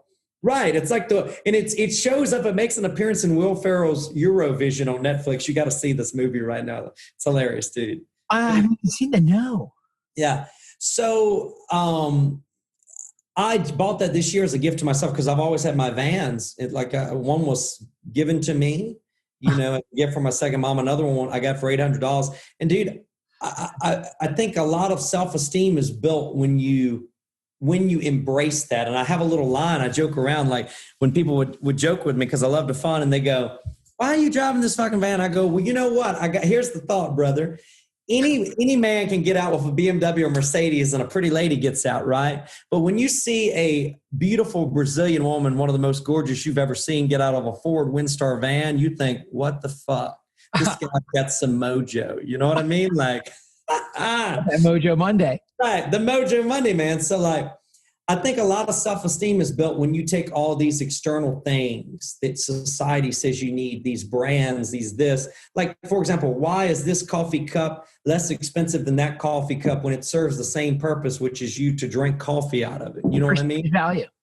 Right. Perceived value. And I always look at that and I go, why? Like if I took the emblem off the car, you didn't see the emblem, how would you know? You know what I mean? Right. And I asked, I go, what's the difference in your car and my car? Mine has a radio, air conditioning, 4 wheels, gets here, there. What is the difference? Like, there's no difference. Yeah. And I'm not saying that getting things are bad. I'm not trying to say that at all. But what I'm trying to say is when we look at it and believe that we need to do that to feel something inside of ourselves. Correct. Yeah. That's what we examine. Yeah. Because the true joy is what we're doing right now. I cannot agree more. I think that's it's very Western in the sense of like, we think that if, first of all, we think we're going to arrive somewhere, that's crazy. That's a silly thing to put onto yourself, to think you're going to arrive somewhere. That always puts the idea of succeeding somewhere that's not in the present. Right. Like the most joyful thing I'm seeing now is like, and the other exciting thing for me, I always go back to Willie because I love Willie so much. He's one of my heroes. He really is the man. I can relate with him a lot because his style of music is very similar to my grandpa's style at Club 301, my mom's piano playing with Sister Bobby. I can really relate to it a lot. But like Willie didn't make it until he was about 44, 43 years old. With Yesterday's Wine. Yeah. So I'm kind of excited that the journey's in front of me. Always is. I think, what if I went to Nashville, had a number 1, number 2, number 3, number 10 hit, got dropped, and then I feel like I'm nothing. You know what I mean? Like, oh my God, right? You would have succeeded anyway. There's with your mentality, you're going to succeed. Thank you, brother. God, as you know. I'll pay you after this. Look, I'm giving you some Jets Pizza gift cards. I'm sending them your way after the podcast. You know what I mean? When we would do lessons with Johnny Highland, they would always get Jets Pizza. And I cannot dig that square pizza. I don't like that. You can't eat square. You sound like my lady right now. She's the same way. I always force her to get it when we go to Nashville. And I always stay at the same. It's hilarious, man. I always stay at the same hotel. It's funny. I went with this guy down here. Anyways, and went up to a meeting in Nashville. And I took him to this extended stay at Hermitage. And he's like, God, this is the seediest hotel I've ever been at, man. This is like, but I just, like, for me, I love it. You know what I mean? Like, I love that mentality. And so I'll go get a Jets Pizza from the Hermitage Jets Pizza. But like, for me, I embrace those things so much. And like this with you, like, this is the real succeeding. Yes. You know, this is the real succeeding, the community, the people, the togetherness. And if we take time to realize how important this is, because in 100 years, nobody's going to fucking remember. They're going to be on their own shit because that generation is going to be thinking about their own deal, right? Oh, like, yeah. Name me the top 5 country music artists of 1850. Right. Oh, come on. Right. That's real. Right. Or even 1950. Right. And at that time, you think music wasn't going on. Of course it was going on, but their Spotify was in a different way. Like maybe it was in the town. Maybe there was, them going around for a guitar, whatever that it was. And that's how they were known. Right. But we have this very selfish sense that time was created in the 1900s, which it wasn't, And we can sometimes be very short-winded because so much has exploded in 100 years, with music, with technology, with all these things. And I'm really seeing that in a way right now, like where I'm seeing the artists of yesteryear, like Garth Brooks, for example. Okay, great. Garth Brooks is, God, a master entertainer. I love There is no one better at entertaining especially in American culture, than Garth Brooks. I mean, And I'm not a Garth fan. I'm not a Garth fan, but I see his entertaining so well. How are you not a Garth fan? What? I'm not. I know that sounds horrible. I I'm not don't get when people say that. I just don't get that. Right. You know what I am like. And when I say I'm not a fan, that means I'm not a fan of listening to his music, but I'm a fan of what he did. See, now that is when you know that you have done your job right. When people might not subscribe to the taste of it, but they recognize that it is on the menu. Yeah, because I am a guy, like, I'm much more geared to, like, you know, Hank Williams, the 70s. Oh, like Junior. Oh, yeah. Ricky Skaggs, that kind of deal. Like, you know, I'm more in that zone than I am really 90s country, even though I was working at the radio station in the 90s. But I was with my granddad so much. Actually, my grandpa was like, he thought the 90s country at that time was too new. Everyone thinks that. That's how country music has always existed. Right. So he was really exposing me to, like, String Bean and, like, Hank Williams and Bill Monroe, the Stanley Brothers. Opry, like Grand Ole Opry, like a alma mater. Yeah. Right. So I don't look at Alan Jackson the same way as I do, like, internally, even though maybe he is in sales and stuff, as Willie Nelson or Hank Williams or Hank Jr. or Waylon Jennings or Johnny Cash. Those, I think I relate so much because in the 90s, again, we go back to the wrestling thing. Okay. I'm playing from 9 to 12 with my granddad at the Honky Tonk Club 301 family dance hall, and then I'm going home, and him and I are watching late night wrestling. Okay? Oh my God, on tube televisions, right? Right, and that's what we're doing, like 12:30 at night. So I believe that Johnny Cash and Wailing and Willie are much more and David Allan Coe, they're characters much more than Alan Jackson and Garth Brooks are. Dude, Garth Brooks is the character. What are you talking about? He jumps off things. That thing's on fire. He does in an entertaining way. Yeah. In an entertaining way. You're talking about almost in the sense of them being these proverbial, almost like characters that could have been in an HBO show. Right. Right. And almost in a way like, you know, you don't hear, and I'm not saying Garth hasn't done amazing things for humanity, because he has. Really has. Right. But I don't think him the same way I think of Johnny Cash, with Johnny Cash not selling near as many records, right, but going to a prison and saying, and that's what I'm saying about if we really look at the impact we can cause. Like, your impact, in a weird sense, if you think about it, can touch just as much as Taylor Swift's in a weird, really strange way. Right. Or Sergio Simpson, because Sergio Simpson is nowhere near Taylor Swift in sales. No, close. Right, but in spirit, there's something in the spirit, and that I guarantee you, he's going to be remembered in 50 years in a big way. Oh yeah. Oh my God, I don't think the thing that inspires those beings, because they're simply just human beings. Taylor Swift, so her song had the highest stream numbers of day release than any other song in history. It was 98 million streams in one day. Absurd amount of people listening to it. But the spirit of inspiration doesn't know numbers. That's a man-cultivated asset. That isn't something that grows out of the ground. Streams. Indeed. So it's like, as long as you're acting from a place that's inspired, the results that happen from it, the numbers, it should not be the first thing that you focus on.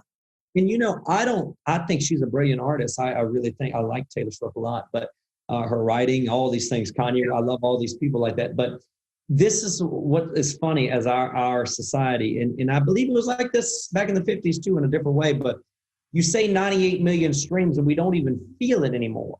No, you don't even feel it. You don't even think that that's huge. Yeah, okay. And then you go look at your latest Instagrammer that's on Instagram and he has no stream. And you're like, oh, I want to follow this guy. You see what I'm saying? Like, so that's something I like about what's going on in the world right now, is that it's kind of taking the celebrity out of celebrity and shining the celebrity on celebrity, because we're all celebrities. Every human being is a celebrity, right? Think about how many Hank Williams there have been across the universe that we never heard of, right? But they just didn't go on the Louisiana hayride, and they just didn't go to Nashville, and they just didn't do this, right? Like my uncle is a great example. There's no one in Nashville, and I'm not being ugly, I'm just telling the truth, because I've played with all the greatest guitar players, right? That's very real. Johnny Highland, JD Santo, JD Samo. Brett Mason. Right. Right. There's been nobody that my uncle wouldn't be able to be right on stage. But he never went, never came, never did anything. Now, that's not a knock on the person in Nashville, right? Yeah. Not at all, because I love but that's also not a knock on that. And I'm glad that there's a platform now, which is social media. Yeah. That now can shine light on people. Oh. Like Tyler Childers said, Tyler said, don't go to fucking Nashville. Yeah. No, you guys stay where you're at. Stay where you're at. And Sturgill said the same thing. He said, get in a van, tour, or whatever. And again, I love Nashville. I'm not knocking Nashville. And I have some great friends in Nashville. And I love the industry. I love the community. Right. But I love, just like dropping out of school, I'm a huge proponent of, like, everyone says don't drop out of school. And my lady gets so mad at me about this. She gets so mad because my lady is all school. She's got a master's degree, clinical psychologist, all these good things. She says, stay in school. And I say, look, maybe you don't have to stay in school, right? Because so long we've been taught, oh, this is what you need to do. You need to go to high school, then you need to go to college, right. Then you need to get a job, right. And that's the only way you can do anything. Right. And then I look and I say, wait a minute, how come Gary fucking V is a multimillionaire and he never went? You know what I mean? Now, that doesn't mean that everyone can do that way. No, not everyone's supposed to. Right. Right. But I don't like, and I want to change the thought of, if you do this, if you drop out of school, you cannot be successful. That's not true. So stupid. So Right. wrong. Right. But they're also not saying, too, if you have to go to school, you have to put yourself in debt most of the time, because most people's parents can't afford to pay for an entire education in the current climate that we exist in. Every time, and I look at the system and I go, my God, these students, and I commend them. My daughter just went to college, right? But they're coming out of all this debt. And it's like, my God, you're coming out of school to make $70,000 a year, right, and having all this debt, and it's such a wheelhouse. You know what I mean? Yep. When you could start a store on Amazon and sell a product from Alibaba and make $150,000 a year with no debt, and you know what I mean? Like, but the world doesn't want to teach you that. It's just like finance. Like, I remember going to private school and I didn't learn about finance. I didn't learn. Holy shit. How do you go to private school for $5,000 a year and not fucking learn about finance? It doesn't make any sense. Our finance class was so funny. And I was making about $2,000 a week in high school in cash. And I was asking my finance teacher, what are some of the things that I do here? Like, what do I do with all this money? And he had no idea what to tell me. He had no idea. And then I go and I buy Robert Kiyosaki, Rich Dad, Poor Dad. And then I start getting an idea on how to save money and not be stupid. But nobody ever told you to save money here and to invest money here and to buy assets. And yeah. It's crazy. And like, that's a thing, like taking the music back. Like, I'm really wanting to show a new generation. Like, I'm hoping that I'm going to be able to show them that, like, let's think outside the box. Let's look at, like, Jimmy Buffett. Now I'm saying, because I'm playing in Margaritaville and I can see his whole empire very, up close and personal, because I wasn't a Buffett fan either, like, of his music. Well, it would make sense because over 80% of his fan base skews super conservative, and they're all over the age of 45. I did not. And that's like a high resolution data fact. That's real. I didn't even know. It was crazy, but like, that was a prime example. He was trying to do something with himself, and one thing he moved, and then that's just he didn't even have a number one. I think Margaritaville was like a number 8 or something on the charts. Are you serious? Yeah, but you think that you have to be, I need this many number ones to end up being worth $200 million. Well, he didn't have one number one, and now he's worth like $700 million. Oh my God, sir. Right. And he has his own fan base because he made good decisions, and he embraced it. Like, think about this. And we can look at this in real time now and look back. Is there any way Jimmy Buffett's writing style would fit into the pigeonhole of trying to write for commercial radio? I mean, and 0%, sir. Right. He's a great writer. He really is. Like, I listened to his songs, like, he's a great writer. Right. I love the way he, puts these things into poetry, but it would never work in that environment. So he went outside, like in Gloria Estefan, same way, like learning these things. Like, she has Estefan's Kitchen. She's worked so much. And so I'm just much more interested in doing something that than I am chasing number ones. I'm much more interested in really having a great journey. I'm much more interested in having a great fan base and doing my own thing than I am trying to chase the trend now. And you are doing it, sir. I'm trying. I don't know if I'm doing it well, but I'm trying, you know, I'm working on it, you know, and from it's always our job to be the person who says the first thing you're doing is trying. Yeah. And it's like, I'm really now at that point where I'm trying to bring all things together. Like I'm trying to, like I play with, and it's so amazing. It's so funny when it happens, when I put my telly down. And when I say put it down, I still play, but I've played so many years with my grandpa's guitar, his acoustic guitar, and people, it's like Willie Nelson's Trigger.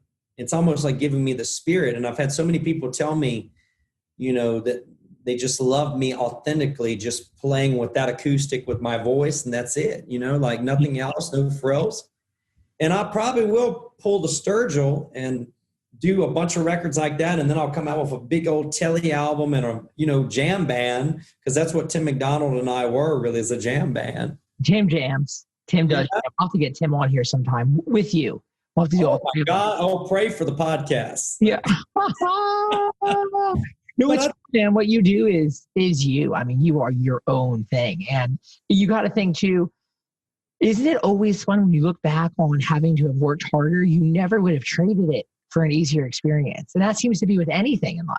Wow. And that's so interesting because I was driving 14 hours in my van every 2 weeks to see my lady. Right. And oh, wow, man. Yeah. And it's so funny. I'm playing and doing all these things and driving home to see my daughter and stuff. And somebody said that I'm a fish that likes to swim upstream. You know what I mean? Maybe it's true.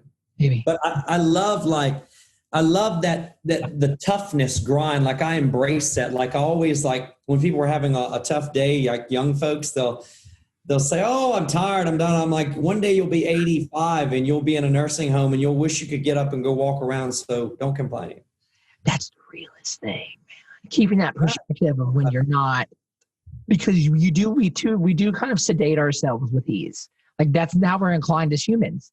And so practicing that behavior of always taking that challenge, doing those extra 5 sets, it's real. Right. And like, it's funny to me, like Eric Church is someone I love him because everybody thinks I'm Eric Church. You know, when I put on a pair of glasses, they think I am. I'm from the same region. Yeah. But it's funny to me, like he made this comment. I think he was playing at the stadium or something, Bridgestone or not the Bridgestone. What's the one? Nissan Stadium. Yeah. He did the biggest show in Nashville history, 55,000 people. And he goes, and I love Eric Church. This is not a knock on Eric Church, but this is a nod to what I do and a nod to what you do. And he goes, yeah, man, we're out there, we're really doing it, and we're playing 3 hours. And I go, 3 hours?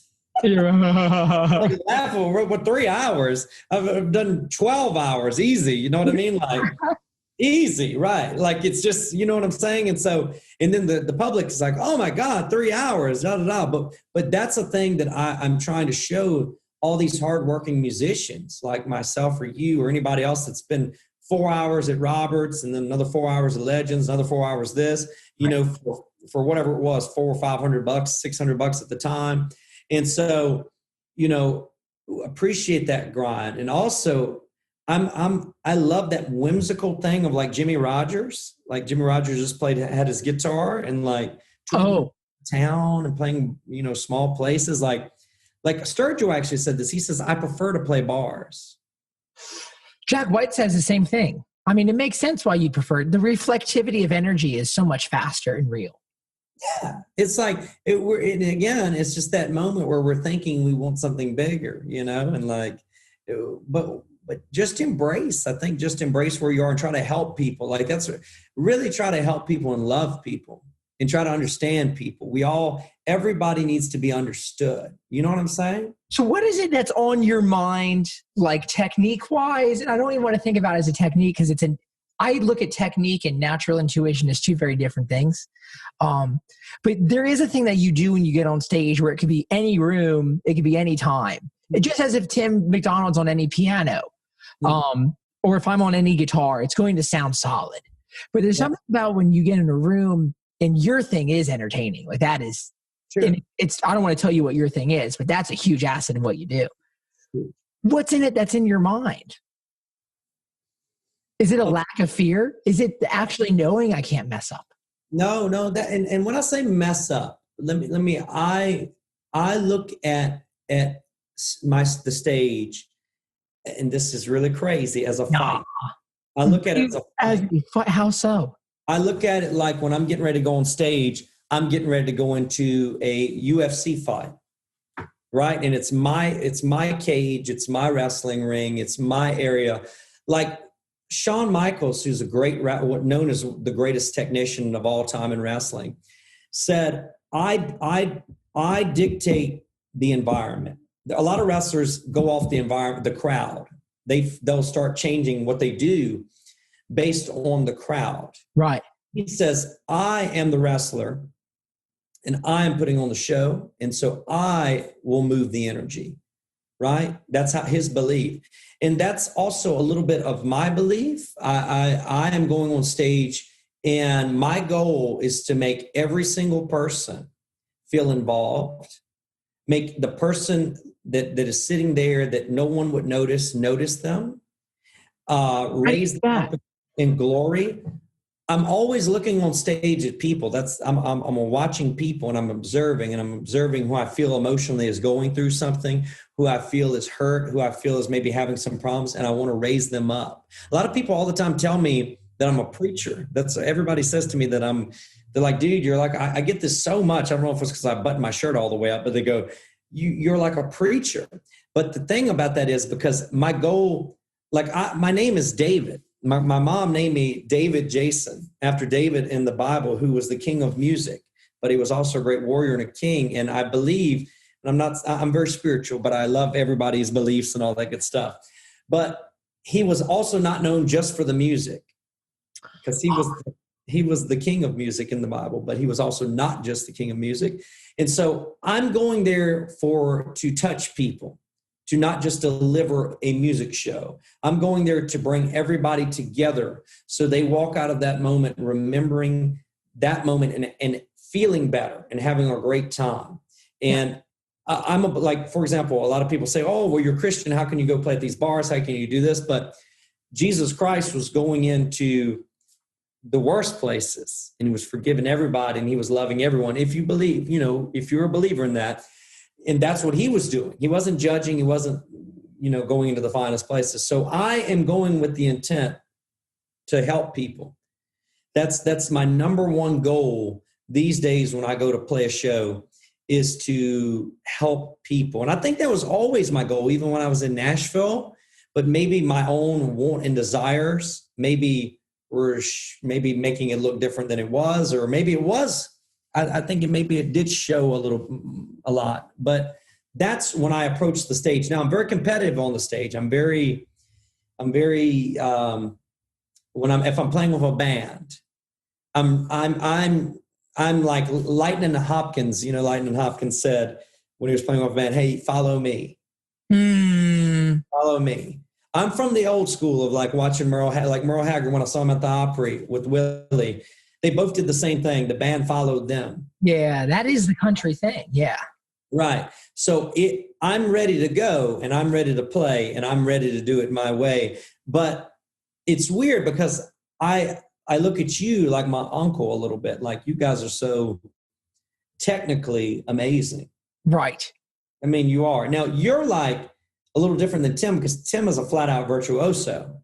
But you have also the spirit mixed in with the playing ability.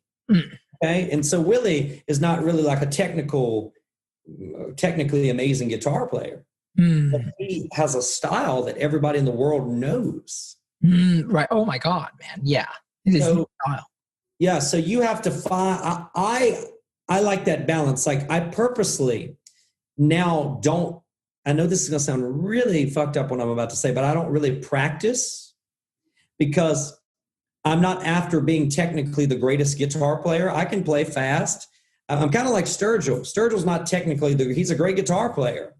He is. He doesn't need Lars, whatever his name is, to play. Lowry Opens, yeah. Right. But he's not like Lars. Lars is a technically really... Yeah, different dude, man. Different being, and different intention. And that's a real thing. So I'm more on spirit. I'm more on bringing people together. I'm more on taking people and making, for example, there's a history, and this is not meant to sound in a bad way, but when I was at my wedding in Brazil, there was a butler outside of it because my lady's family is wealthy and everything, and they're amazing people, just lovely people, but it's a different culture. You know, that culture, everybody it's no middle class. They have maids if you're wealthy, you know what I'm saying? Yes. And the butler was on the outside, and I remember he was sitting outside of the building. And I said, what's he doing? Well, he's staying outside. And I said, why is he staying outside? And I said, no, I'm not doing anything until he comes inside and is eating and is joyful and is drinking and everything. And then a few days later, we had a get together, and the family treats everyone so well. You know what I mean? But I really made it a point. I did this little private show for the family, and I made it all about this guy. How? I made it all about him because we need to show people's talents. Sweeping a floor is a talent. Right. But we never notice sweeping a floor. We think, oh, it's the janitor. But he has just as much talent as the guitar player.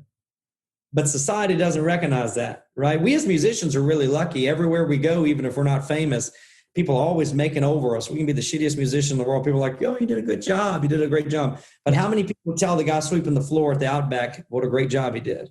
Right. Yeah, absolutely.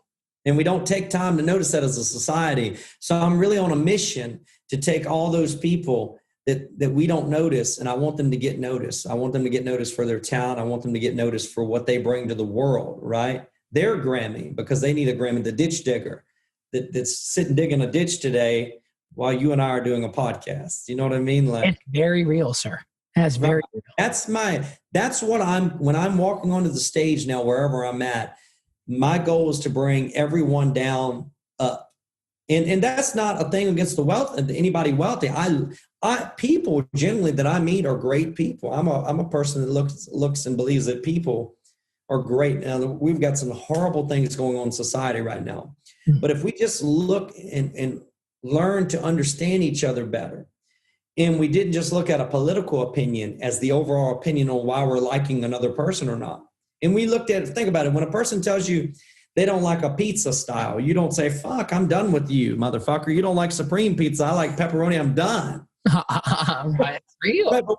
Right. But we do that on politics. You know what I mean? So we go, oh my God, this person likes this and da-da-da-da, and then it's a big fight. But if we just learn to be more understanding as humanity, then I believe we could conquer a lot more. But we have to get over that gap, right, that's been going on all our life. It's the lunchroom gap. It's that cool kids are sitting at this table, then the nerds sit at this table, then the nerds to get back at the cool kids, develop their own thing, and we all start fighting. It's really juvenile. If we are tribal, though, as beings. We are very tribally based, and it's very fascinating to see how that happens in the music industry too. And the whole, but when you are on stage and there's a room of people that are there all in attendance for the one event that's happening, and there's one song happening, and it's all of a sudden that stuff kind of dissipates. Okay. Mm-hmm. It truly does. And man, you do such a fantastic job of making sure that happens. For me, it's mainly my guitar playing, and it's where I can take the music and make that happen. But there's something that you do with just words and calling people out over the microphone and asking them questions to get to know their story, but in a public domain. It's almost like a Socratic seminar whenever you play a show, because everyone's involved, but you're always talking to a person. Oh, that's so interesting, man. And I want to add to that by saying, and I think I look at you with such admiration because you're near and dear to my heart for being on stage with me first, for my guitar being the first one you ever played on stage. First telecaster. I have a lot of pride over you. And I really want to take the time to say that I do think you're a masterful entertainer in your own way. And I think that's another thing is that, I see you connecting with your audience and you guys having that tribal effect in your own way, right? And something like we talk about, and I need this to be known on this podcast, it's very important that this is known. Develop your singing. For example, you've come a long way in it, right? And I'm going to put it out there because your guitar playing, you were always doing that instinctively since you were young and you were just great at it and natural at it. Right. But vocal was something you, like me, had to work at more. but now it's really coming into its own. And you're entertaining, and your vocal style is really merging together, like with your new album, which I just think is. Thank you. This is not a just a moment to give you this shout. It's a real truth that it's really unique. I enjoy your singing on it, your songwriting, and your guitar playing. And it seems as though they're all coming together as one, right? And I think you are touching your tribe. And my little dance maybe is that maybe even in school, I was always able to be with the super cool guys playing football. Then I was over there playing hacky sack in that group. And then I was over there. So I think I was always just connecting with all these different groups. And I think psychologically, I've always done that. You know what I mean? But I always had a soft spot, maybe from my upbringing, maybe because I grew up and I never wanted anything. My family took amazing care of me, but I grew up in such a humble environment, right? Where, you know, my grandma fixing dinner and my grandma and my mom going to church together, and we working in a field on a farm together. And I didn't even know air conditioning until I was like 20, or until I was like 17, 18, got my double wide home when I got, that's when I had central air. So like, I look at things that people don't look at, things like running water, right? There were several years that my mom went without running water, you know, in our house. And we, you know, she had to use buckets and different things like, and I look at that and I see what blessings that we have that we don't notice. We don't take the time to notice that the water runs out of the spigot right into a cup for us. And oh my God, here it is, you know, we get the bathtub.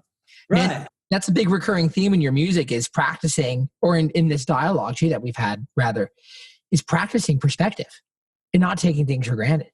Yeah. And you know, sometimes my lady gets super pissed at me because I'm calm. She's like a tornado. She's brilliant. My wife she's a genius, but in a different way. She has a totally different thought process than I do about things. Like, that's crucial.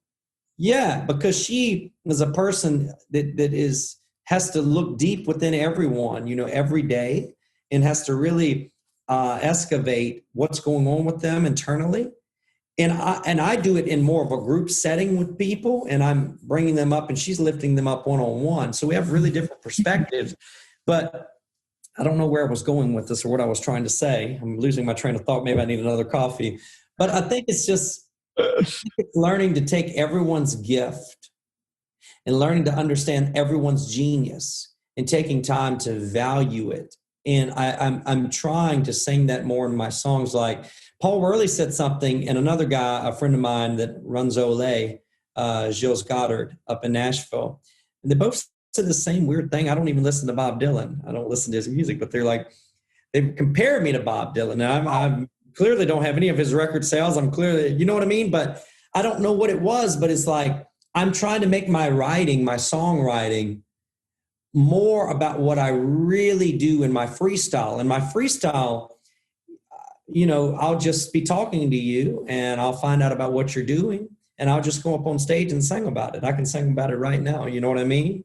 The whole deal. And I'm trying to make my actual sit-down songwriting more like my freestyle songwriting, if you're asking me about techniques and things like that. Like, because there's two different things. There's me sitting down, writing a song for my record, or song, single, whatever. And then there's me on stage, on the fly, writing several songs a day, right? But we're straight up just writing songs, coming up with chord progressions and rhythms on the spot, not even going to songs that are already written. I've seen I write so many songs each day at Margaritaville, wherever I'm playing. I'm writing several, and and you have to catch them. I mean, literally, and they're great, whatever that they are, but they're totally different than my technique of sitting down and writing out. Thinking I'm learning not to. Have you ever done a live show? Have you ever thought about recording your live set and just putting that out into the world on Bandcamp for free? It might be a grand idea. It might be so deadhead and awesome. I mean, so man, people really. The first thing people say about anyone that we've mentioned today that is still alive, for that matter, is that, oh, you've got to see the live show. And I think that's a real subconscious distinction people make between artists and others. And it's the fact that I love this artist, but I don't care about the live show. And a lot of people really are in that boat. But a lot of country music, I think that's the biggest thing. Like, that's the biggest divider is, well, how's the live show? Whether it's pro countries and outlaw countries and Americana, what is the live show like? And it's like, if your live show is where you shine, that is, wow. Dude, that's so weird that you're saying that, because I'm in some weird space. Like, you really have this thing going on with your Deadhead community and this thing. And I'm somewhere like out there in the universe as this really weird entity, because I'm so country, like Willie Nelson, really. But I'm so jam bandy in that Deadhead sense, even though I don't listen to the Dead. Just being honest, I listen to the Beatles are my big thing. And I'm somewhere with the freestyle stuff, like out in Jimmy Buffett land, but freestyle, when I'm just playing acoustic and doing that thing. And so then I have the banjos thing going. So it's a really weird evolved space, right? And maybe my biggest thing is that I try to put a label on it. Now I'm really not trying to put a label on. I'm just kind of rolling with what I do and saying. Right. Because it's not your job to put a label on it. The fans will do that. Right. And like you said, really making a reggae album. That's kind of where I'm at. Like right now I'm in this big thing of like, I'm taking a lot of my songs from old albums and I'm making videos on them and I'm releasing them. And one album doesn't sound like another. But to the world, they really don't know, it's not like Jason Lincoln's Boys to Men. So it's okay. It's new to them. Right. But I'm embracing whatever that sound was on one record and whatever this sound is on another record. And I want it to be continually evolving like that, because I think John Mayer's brilliant in that aspect. Like one album's folk, one album's continuum, and everybody wants him to make continuum 15 times, but he knows that it's no need to try to replicate it because it can only come once, really. Yeah, man. I mean, that guy he's like the Michael Jordan of this generation. Oh, that's really well said. Yeah, that is so true. He really is in that realm. Time and contention, the tenure within contention reveals the utmost truth. Yeah. The truth is the only thing that can live. John is the thing for, I think, all the Instagram generation of new guitar players. They can really look to, and I love his advice on telling them to go back farther than him. Like if you're asking me about pure like guitar ability, because I'm somewhere in a weird space in that too, because you and my uncle and Johnny Holland, JD Simo, y'all are all in your own little guitar world. And I am a guitar player and I am in that space too, but in a very different way. You know what I mean? Like, in your own way. And yeah, it's a very strange way, but something that I'm totally into right now in guitar playing is I'm totally into what maybe I call it the JD right now, of not playing with any effects. I'm really into that moment because I played with effects in Nashville and I look back on it and go, oh, it's so distorted. It's so masked up with stuff. And I was just doing it because I'm younger and trying to do whatever. But also it's a crutch. It's a guitar crutch. That really can be a crutch. Right. It's a crutch. Compression, all these things are crutch. And not to say, like, I love them using them as you're doing them in a style like Ray Flack used compression. On Ricky Skaggs' record. On the Ricky Skaggs record. Like I have, my uncle gave me, because my uncle's sound was always a PV Nashville 400 with a Furman rack compressor, an old Furman, with a DOD delay, and it had a great sound, had that classic Ricky Skaggs tone, right? And I really love that as an effect. But I don't like using these things when they're all mashed together because I'm really into vintage sounds. Like I like anything that sounds from the 50s, 60s, or 70s. I don't really like I think everything today, and I'm going to sound so, oh my God, I'm going to sound so gray right now. But everything, we're always searching to have the sound of yesteryear, but we don't realize that the sound of yesteryear was very basic and very simple. So if we just strip it down and plug it in, like B.B. King, maybe the reason it was so, B.B. King is just plug and play. And what's even funnier, we as guitar enthusiasts think that tube amps are all the way, okay? Everybody thinks a tube amp is the thing. And I have... Right. I have some great ones of my grandfather's that I'm proud of. The 57 Deluxe, the 583, that's one of my favorites. Yeah. Are those Baldwin amps that Willie plays out of? Right. But some of my favorite artists have use solid states. Willie's amp is solid state. B.B. King was playing through a Gibson Lab series. Yep. Solid state. So I'm on the musical side of me, like of guitar playing, I'm trying to tell guitar players to think less about all this stuff that they read. of what this is and what that is, because like Willie, he found a unique tone by using a solid state amp with the pickup put into the Martin, had something unique. So if we stop discriminating against sound, because we can kind of be judgmental of sound. We're trying in all ways. Yeah. I mean, right. If we imagine ourselves blind as Ray Charles and just listen to what the actual sound is and stop discriminating against it. And guitar players, we can be very snobbish. We go, this is a such and such from this and this and this and that. But to the common ear, if you play it through the studio, they'll never be able to tell. Oh, I mean, that's the realest thing. I think it's heritage versus progression, right? And a lot of players want things to be heritage based, unchanging, and because that belief system of what works is to not be changed and tampered with. Yeah, that's a real thing, man. It's very real. It comes down to, it seems like all signs, especially the farther you go back, all signs point inward. The better you are as a person at playing your instrument, being able to communicate your personal truth, the better it'll come off and it'll stand the test of time. You know what's so amazing that my lady told me, because I need to find me a Brazilian woman. Maybe that's what you're needing. You know what I mean? Oh, she puts me into good shape. I was in Wikipedia today. I mean, damn. But you know what? It's like I have to shout her out. But I have to shout her out because I live with her. You know what I mean? My mom and my grandma have given me just as much inspiration. My mom and my grandmother are my heroes, along with my grandfather. But I'm shouting out what would be considered as, maybe if you don't look into it the correct way, it might be considered as negative. But for example, my lady always says this about me. She goes, "Darling, there will never be a best." That's real. There will never be a best. You think you'll be the best salesman, the best this, the best that, but there'll never be a best. But I strive to be the best of whatever the best is.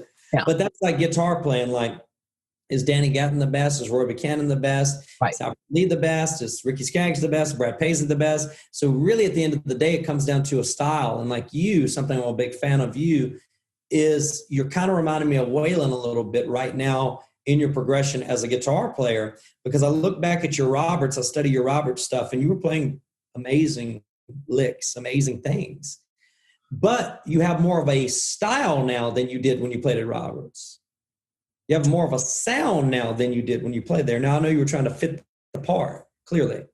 Oh, but now it sounds more Daniel Donato. Yeah, I'm so on the inside of that. It's impossible for me to have the space to see. And it's like, that's so beautiful. Right. I see you as playing at Roberts. You're flying up and down the fretboard. Now I see you last night on YouTube. You're doing Weird Out. With Bob Weir, one of my heroes. That shows me you're very comfortable with who you are now. You're very calm. You don't need to. As a guitar player. You do fly. You can fly up and down the fretboard, but I see you're also comfortable in that space. Oh man, it's all about that, and it's like, I think when you say you want to be the best at something, that word isn't actually saying what your intention internally is. Yes. You don't actually know what you're going for when you say, I want to be the best, but you're just using the word that we've learned means relatively close. Really, it's that consistent and persistent pursuit of fulfilling the potential that you have for this world. And I think with you, like I really want to give you a nod out, I think you had this innate sense that you didn't just want to be another guitar player through the Don Kelly pipeline. And I hate to say it like that. It'll sound so brash on this podcast because they are all tremendously talented players. More brash than I said today. And that was right. But I think you had this thing that you really wanted to create something very unique in a space, I believe, when I've always you, and because that's what you've really done. And I tell you all the time, like I admire it. I talk about you down here. I say, wow. And you're an inspiration to me. Likewise. You're an inspiration to me. And that to me is full circle. When I can be an inspiration to you at Legends Corner and what you want to do. And then I can look at you and I can say, wow, he's an inspiration to me because he's being consistent and he's growing his own thing. That's when I think we've come full circle. Wow, man. Is that not the most beautiful way to end this conversation? I knew it. It was poetically perfect. I got to go slink vacay now, and then I got to go play a show, so it's perfect. Okay. I love you, my friend, and we'll do more of these. We'll do many of these episodes. Dude, I loved it. I love you. I love your crew. Thank you for being my crew. And I'm going to rejoice in being jolly, and I hope you do the same too. All right, my friend. Thank you. Love you. Love you, my friend. I'll talk to you later. Peace. Beautiful. What an astounding individual. Go indeed check out Jason Link's music. Check him out on all the social media platforms. And pay attention to those serendipitous moments in your life when it seems like life is calling you for something, and the people that are involved in those moments. Things are meant to happen in certain ways, and I'm extremely grateful. I was walking past Legends Corner that day, and Jason Link was there. One of my dear mentors, one of my dear friends. Thank you guys so much for watching the Lost Highway podcast, episode 32, my friends. We are working on a new Cosmic Country covers album. Join us on Patreon to support the podcast. Follow me on YouTube. Follow me on Instagram. Follow me on TikTok, Facebook. And most importantly, join the Cosmic Country Club on DanielDonato.com. That is where it all happens. Again, y'all stay positive, stay patient, stay persistent, stay cosmic. I'll talk to y'all later.